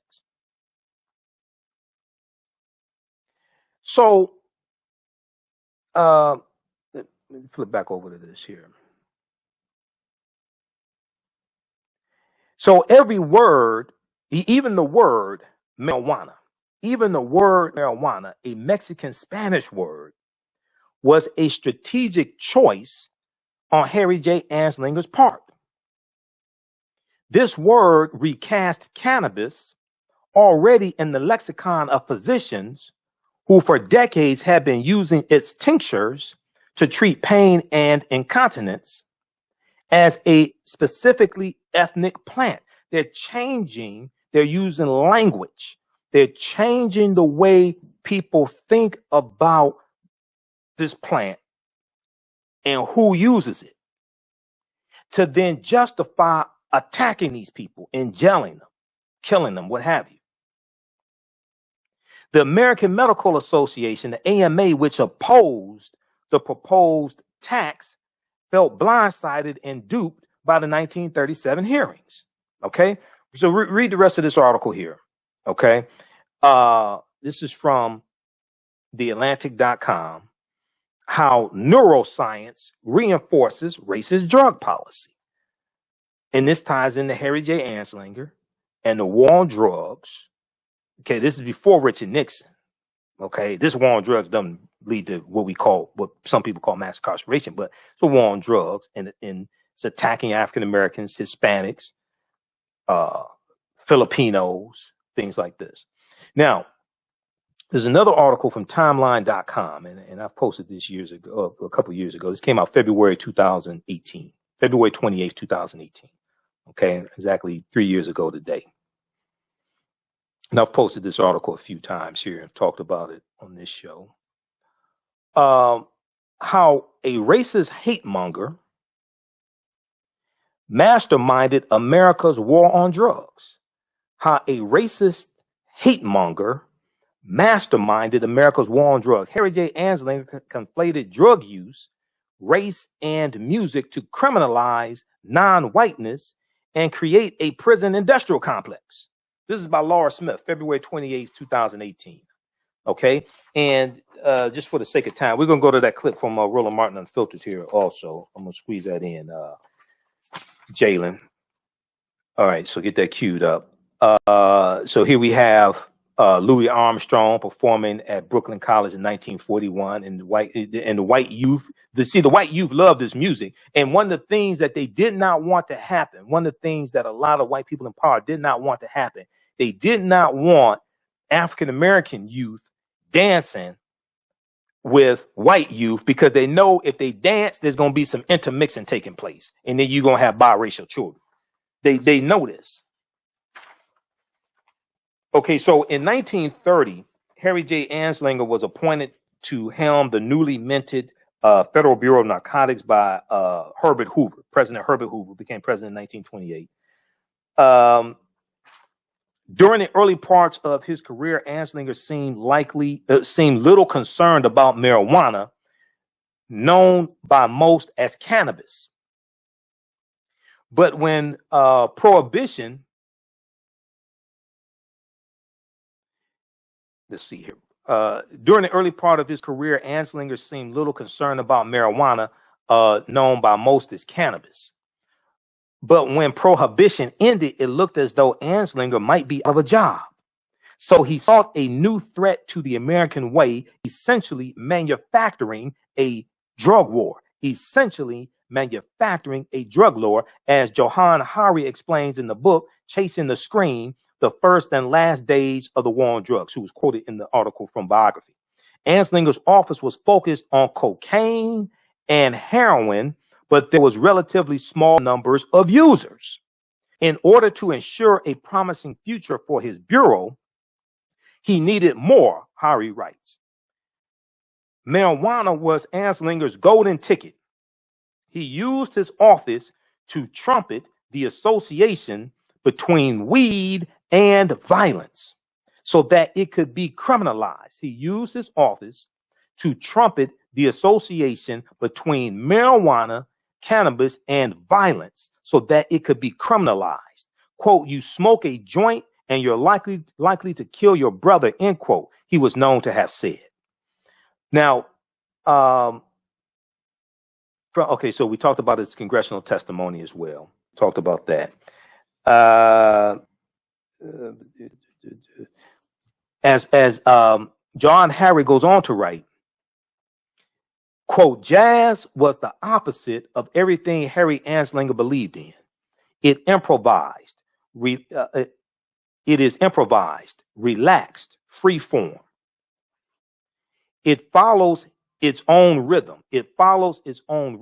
Worst of all, it is a mongrel music made up of European, Caribbean, and African echoes, all mating on American shores. To Harry J. Anslinger, this was musical anarchy and evidence of a recurrence of the primitive impulses that lurk in Black people waiting to emerge. Quote, it sounded his internal memo said, like the jungles in the dead of night. All right.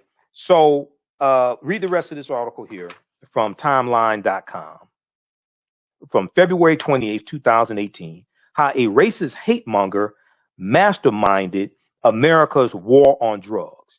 Harry Anslinger conflated drug use, race, and music to criminalize non-whiteness and create a prison industrial complex.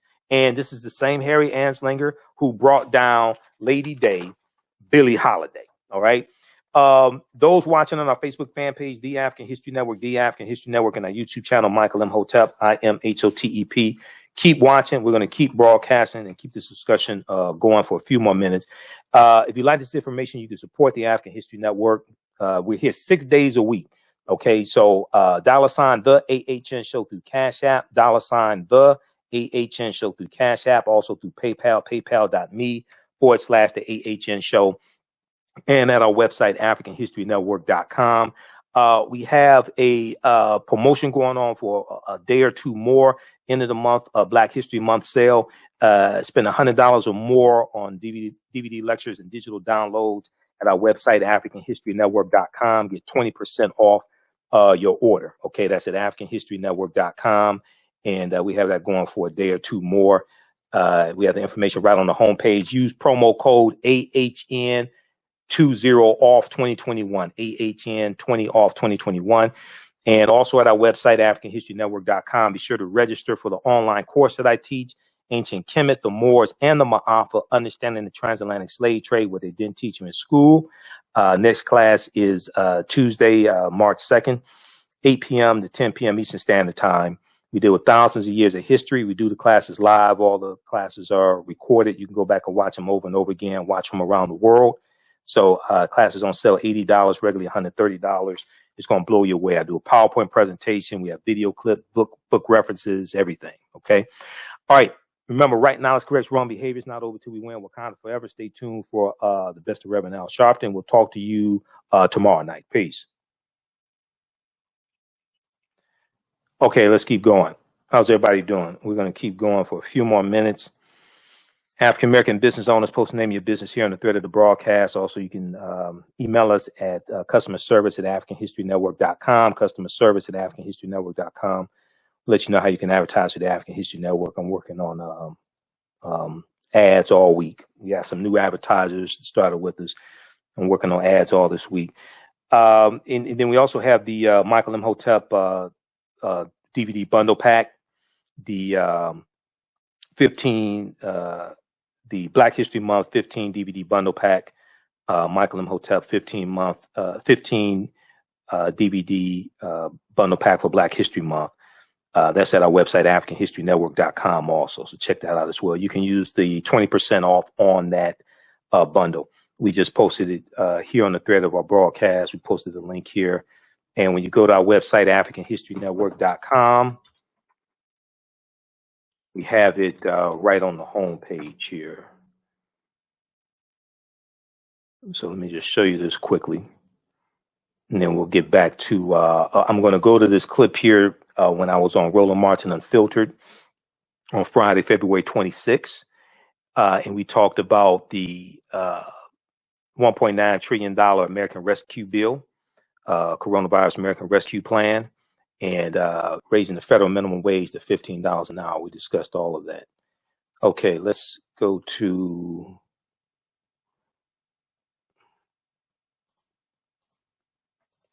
where is that here? Okay.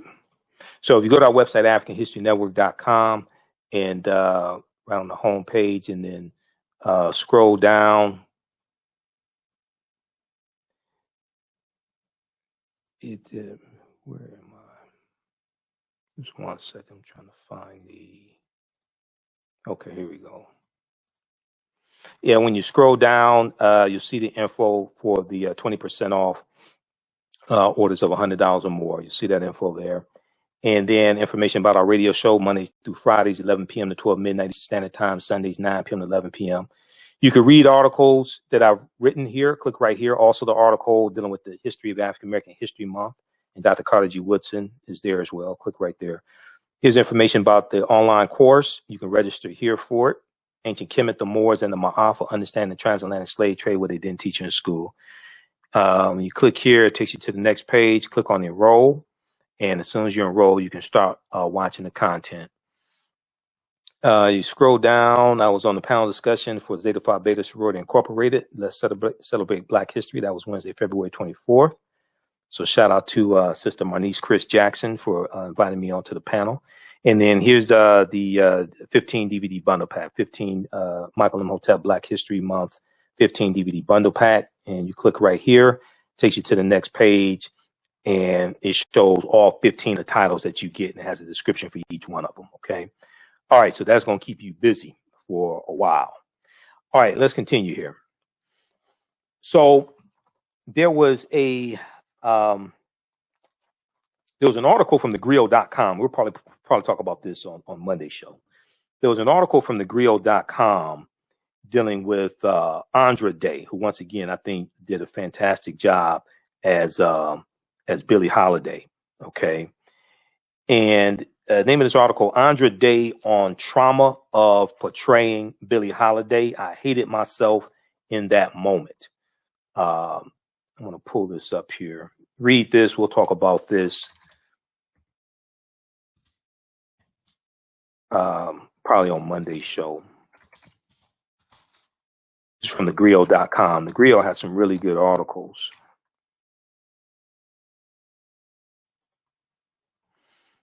Let's flip over here so you can see the title.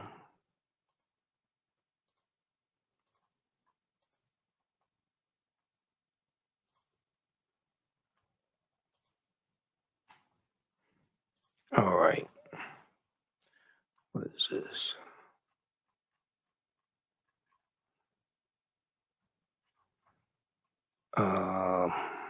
Okay. Try to close out some of these ads.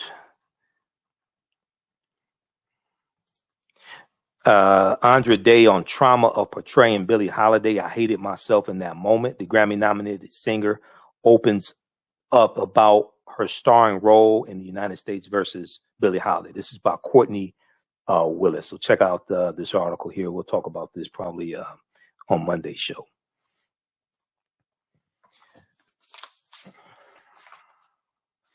Okay, so let's switch gears here.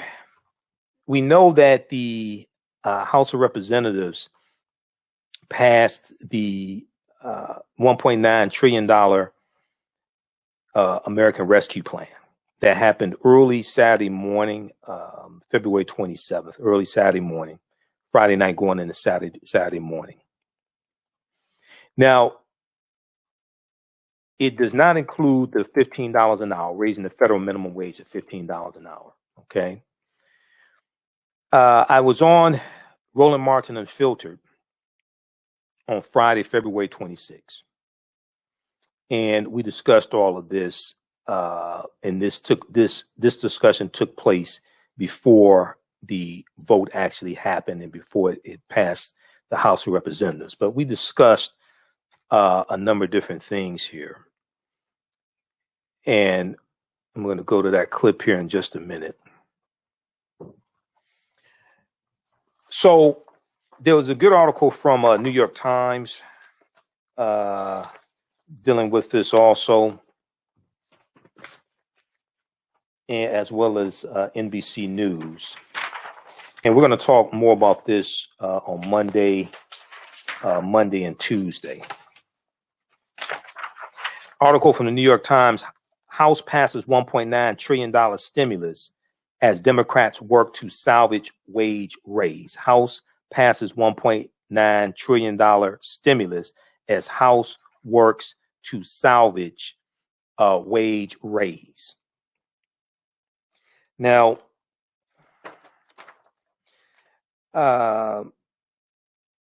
every House Republican voted against the measure early Saturday morning, underscoring the depth of the partisan division it has provoked. This bill has provoked. And this, the bill is advancing a sweeping pandemic aid package that would provide billions of dollars for unemployed Americans, struggling families, and businesses. Unemployed Americans, struggling families, and businesses. Schools, and the distribution of coronavirus vaccines. The vote was 219 to 212, with Democrats pushing the measure over unanimous Republican opposition. After hours of debate that stretched past midnight, two Democrats, Representatives Jared Golden and Kurt Schrader, both of Oregon, broke with their party and voted against the bill. So you had 2 Democrats vote against the bill. They need to be voted out of office. The plan would provide $1,400 in direct payments to individuals earning up to $75,000 a year, and to couples earning up to $150,000 a year. It would also expand a weekly federal unemployment benefit that is set to lapse in mid-March. Is actually March 14th. The extra $300 a week in unemployment benefits is set to lapse. Let me pull this up from the New York Times. So you can see this. Where are we? I think this. Okay, not that one.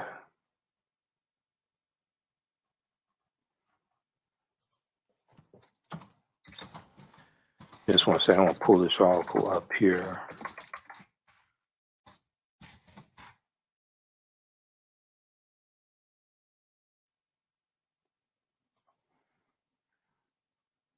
Okay, here we go. Let's see. So read this article from the New York Times. It gives some good background information on the bill.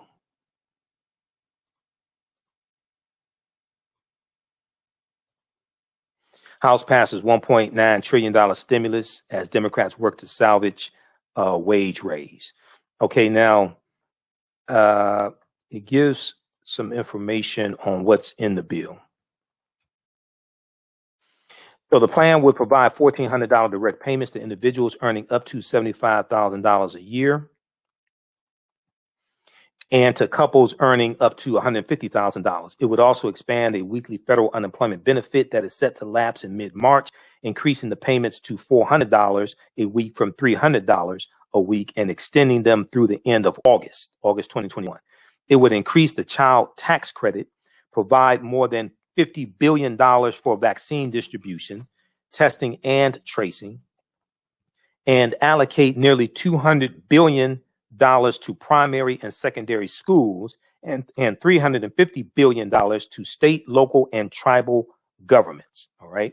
So check out this article here. Now, I want to go to this clip here from Roland Martin Unfiltered. So we discussed all of this on Roland Martin Unfiltered on Friday, February 26th. Okay, and this was before the actual vote took place. The vote was going to take place some hours later. All right, let's go to this clip. You have power. End of story. Michael, again, I made the point yesterday, and I saw some folks, they were commenting on this on the segment that we did, where I said, Democrats, if you don't pass these things, you're asking to get your butts kicked in 2022. You can't go out and make an argument to people. If you want a Democrat to replace Rob Portman, if you want a Democrat to replace Richard Burr, if you want a Democrat to replace Ron Johnson in Wisconsin, if you want a Democrat to replace Pat Toomey in Pennsylvania. I mean, the reality is Democrats have an opportunity to expand their majority. You're not going to be able to go out and convince people, hey, if y'all come out and vote and do all you can to put us in power, we're going to do what's right. Not when you had the shot. Right. You know, when you have power, you have to wield the power because you don't know how long you're going to have it. But I talked about this last night on my show, Roland. There is an element that there's a tool that haven't heard anybody mention yet, period, in any of these discussions. That tool is economic withdrawal, targeting certain corporations that back some of these Republicans who are standing in the way and speaking out against the $15 an hour. And what I mean by that is that, you know this, Roland, FEC.gov, Federal Elections Commission, it lists the corporations that donate to people who run for federal office, U.S. House of Representatives, U.S. Senate, and President. we need to really look at, because see, as Dr. Greg Carr said yesterday on your show, there are no rules. There are no rules. Okay. So we really have to take a page from Dr. King, April 3rd, 1968. I've been to the mountaintop. He said we have to always anchor our external direct action with the power of economic withdrawal. If you look at what the CEO of Costco said today, they're raising their minimum wage to $16 an hour. And he said he can't see why, $15 an hour, I should say, raising their minimum wage to $15 an hour. And he said he can't see. No, Costco's going to 16. Yeah. Costco's going to 16. That's what I thought. 16. Go ahead. Yeah. He said he can't see why Senator Lindsey Graham has a problem with raising the federal minimum wage to $15 an hour. It hasn't been raised in 12 years. So we really need to look at, put it 4, 5, 6 key corporations that help to back some of these Republicans financially. We need to really look at putting economic pressure on them. And then the companies like Costco who support the measure, have them really speak out as well. Because the last time the federal minimum wage was raised was 12 years ago, and that was raised by Democrats. And it was raised to $7.25 an hour. And this will lift millions of Americans out of poverty, especially millions of African Americans. So there are no rules. You have to use the power while you have it. Absolutely. And for folks to understand, when you talk about how do you use the power, that's what Republicans are doing right now in Georgia. What they have been doing, folks, is they are absolutely targeting the issue of voter suppression. They are passing and introducing bills at a furious pace that in many ways is going to greatly change what happened in that state. Why? Because they're angry that black folks voted. They're angry that black people took advantage of various rules. So check this out. Ari Berman tweeted this here. Republicans, go to my iPad. Republicans on Georgia's Senate Ethics Committee, this is an hour ago, just voted to repeal automatic voter registration, which 5 million of the state's 7.6 million voters used to register. More egregious voter suppression in Georgia. Okay, I'm gonna pause it there. We'll talk about this some more on Monday's show, because we've done over 2 hours here. So we had on Friday on a Rolling Show, we did almost 2.5 hours. Okay, then I had to do this show at 11 p.m. Friday night. So I'll share some more segments of my appearance Friday, February 26th on Roland Martin Unfiltered. You can watch it at on YouTube, Roland Martin on YouTube. We just posted a link here, or on his Facebook page, Roland Martin on Facebook. Check out this article here from Huffington Post. Costco CEO doesn't get Lindsey Graham's problem with a $15 minimum wage. Costco CEO doesn't get Lindsey Graham's problem with a $15 minimum wage. Okay. All right. So check that out as well. Okay. At our website, AfricanHistoryNetwork.com, right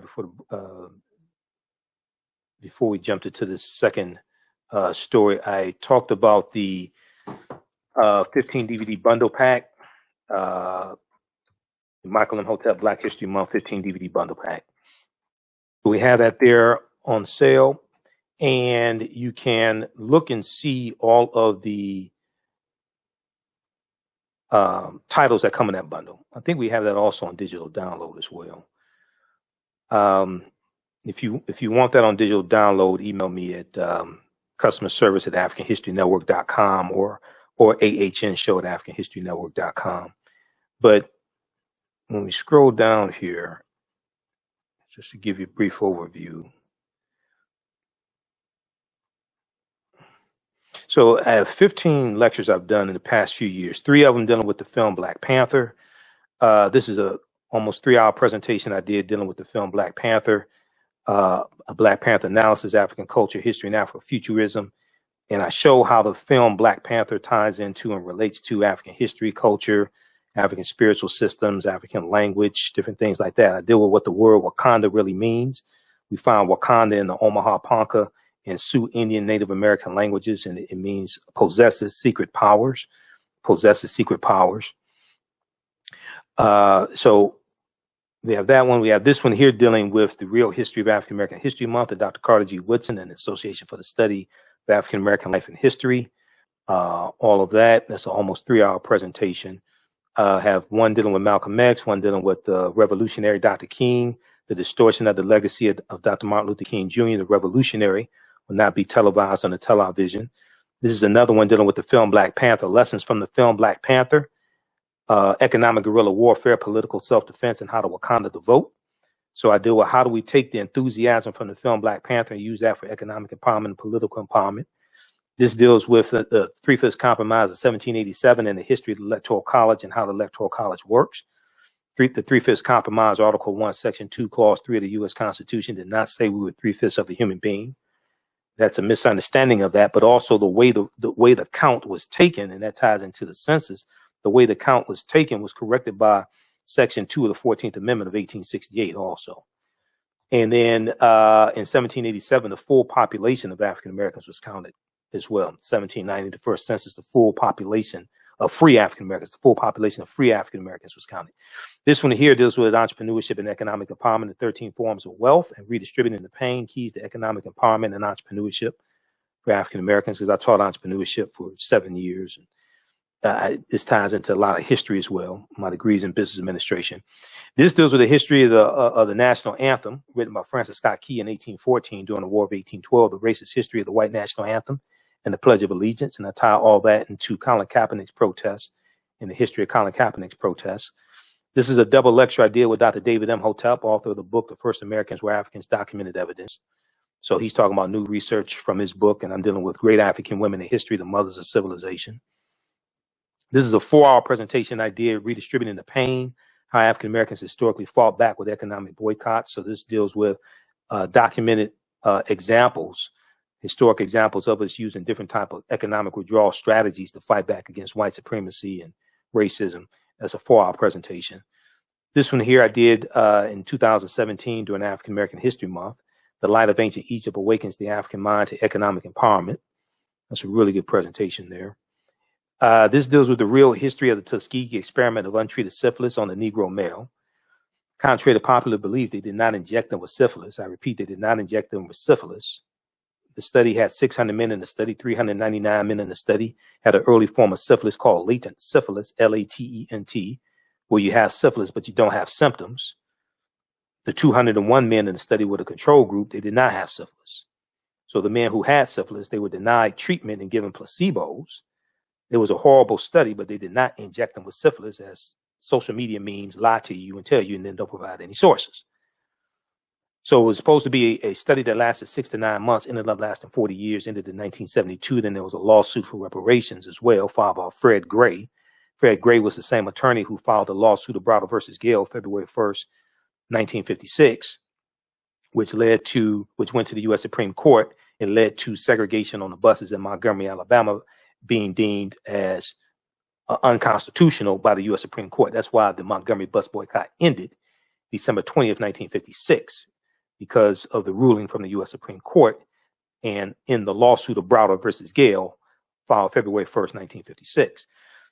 You get this 4-hour presentation. It's actually a 4-hour presentation you get. 2 DVD set, Great African Women in History, the Mothers of Civilization. So I deal with some well-known and not so well-known African women in our history. This one right here is a good one for children. I did a Black Panther analysis for children, African culture, history, and Afrofuturism.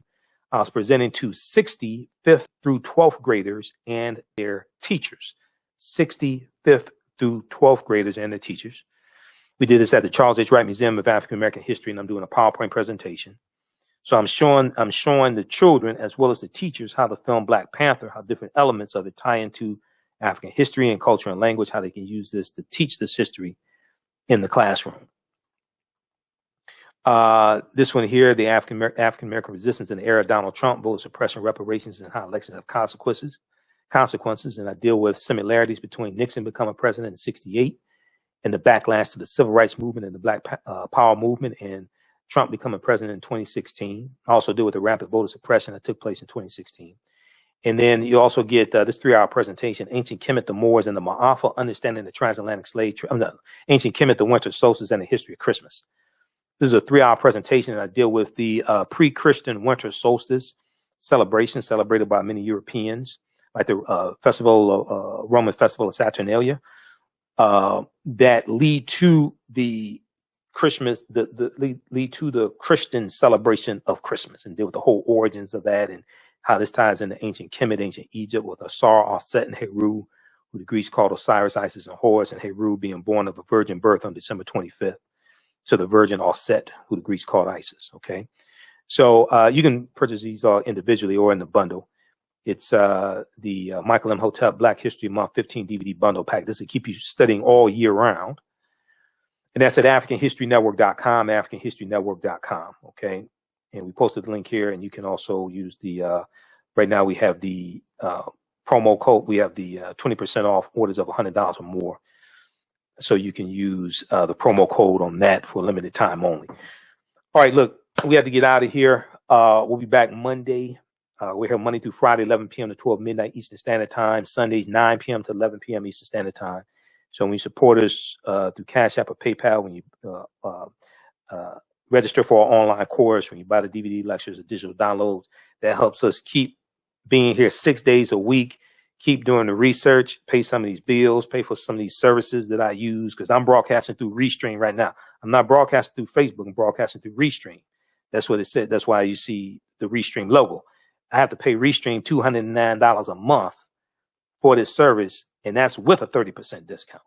So all that helps us to keep doing this and keep educating, empowering, and inspiring people of African descent throughout the diaspora around the world, because right now it's correct wrong behavior. These shows are in audio podcast format, and I got to upload some of the last couple audio podcasts. At our website, AfricanHistoryNetwork.com, click on Listen to Podcasts. Okay, Listen to Podcasts. And we have over 1,000 audio podcasts there of these shows.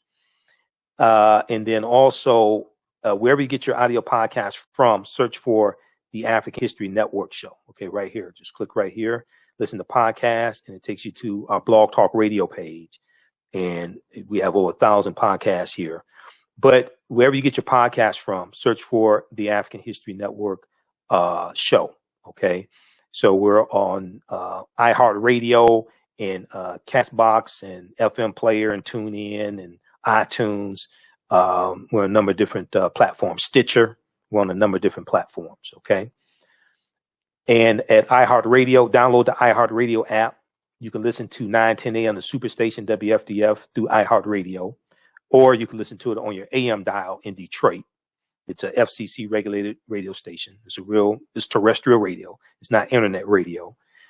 But you can also listen to through the iHeartRadio app to 910 a.m. the Superstation. And for the African History Network, we have a page on iHeartRadio. Just search for the African History Network show, and they have a few hundred of our podcasts there. Okay. All right, look, we have to get out of here. Remember, at the African History Network, we focus on educating, empowering, and inspiring people of African descent throughout the diaspora and around the world, because right now it's correct wrong behavior. It's not over till we win. Wakanda forever. And thanks for tuning in tonight. Hopefully you learned something. Check out the movie, The United States versus Billie Holiday. And we'll probably talk about this some more. And talk to you all tomorrow night. Peace. Thanks for tuning in. With blackbusinesstee.com, the messages are clear and meaningful. Keep your business in the black and out of the red. Mind your black business. Know your numbers and plan strategically. Black Business Boss, lead your industry. Support black business, encourage, patronize, and uplift one another. BlackBusinessTea.com currently has products sold in Detroit, Atlanta, Chicago, and Los Angeles, with proceeds returned to the black community. They have a wide selection of hoodies, t-shirts, mugs, hats, sweatshirts that support black-owned businesses. Visit the website blackbusinesstee.com. That's blackbusinesstee.com. Have you seen the world-famous No Frowny Brownie yet from the Pink Bakery? If not, what are you waiting for? They are vegan, gluten-free, and free of the big 8 allergens. While eating their No Frowny brownies, the fabulous Miss Tabitha Brown said they were very good. Very good. And you know, if she says that, they are. The Pink Bakery is the first black-owned, big 8 allergen-free baking mix company. Go to thepinkbakery.com, that's thepinkbakery.com, to order their No Frowny Brownie Mix today. Yaya Rule is a line of African print-inspired apparel catered to the black community. The pieces include t-shirts, sweatshirts, hoodies, jackets, dresses, skirts, activewear, bags, and other accessories and home decor. This brand offers a revived way for men and women to wear their black pride and honor their African heritage anywhere at any time. This apparel line is for anyone, whether you are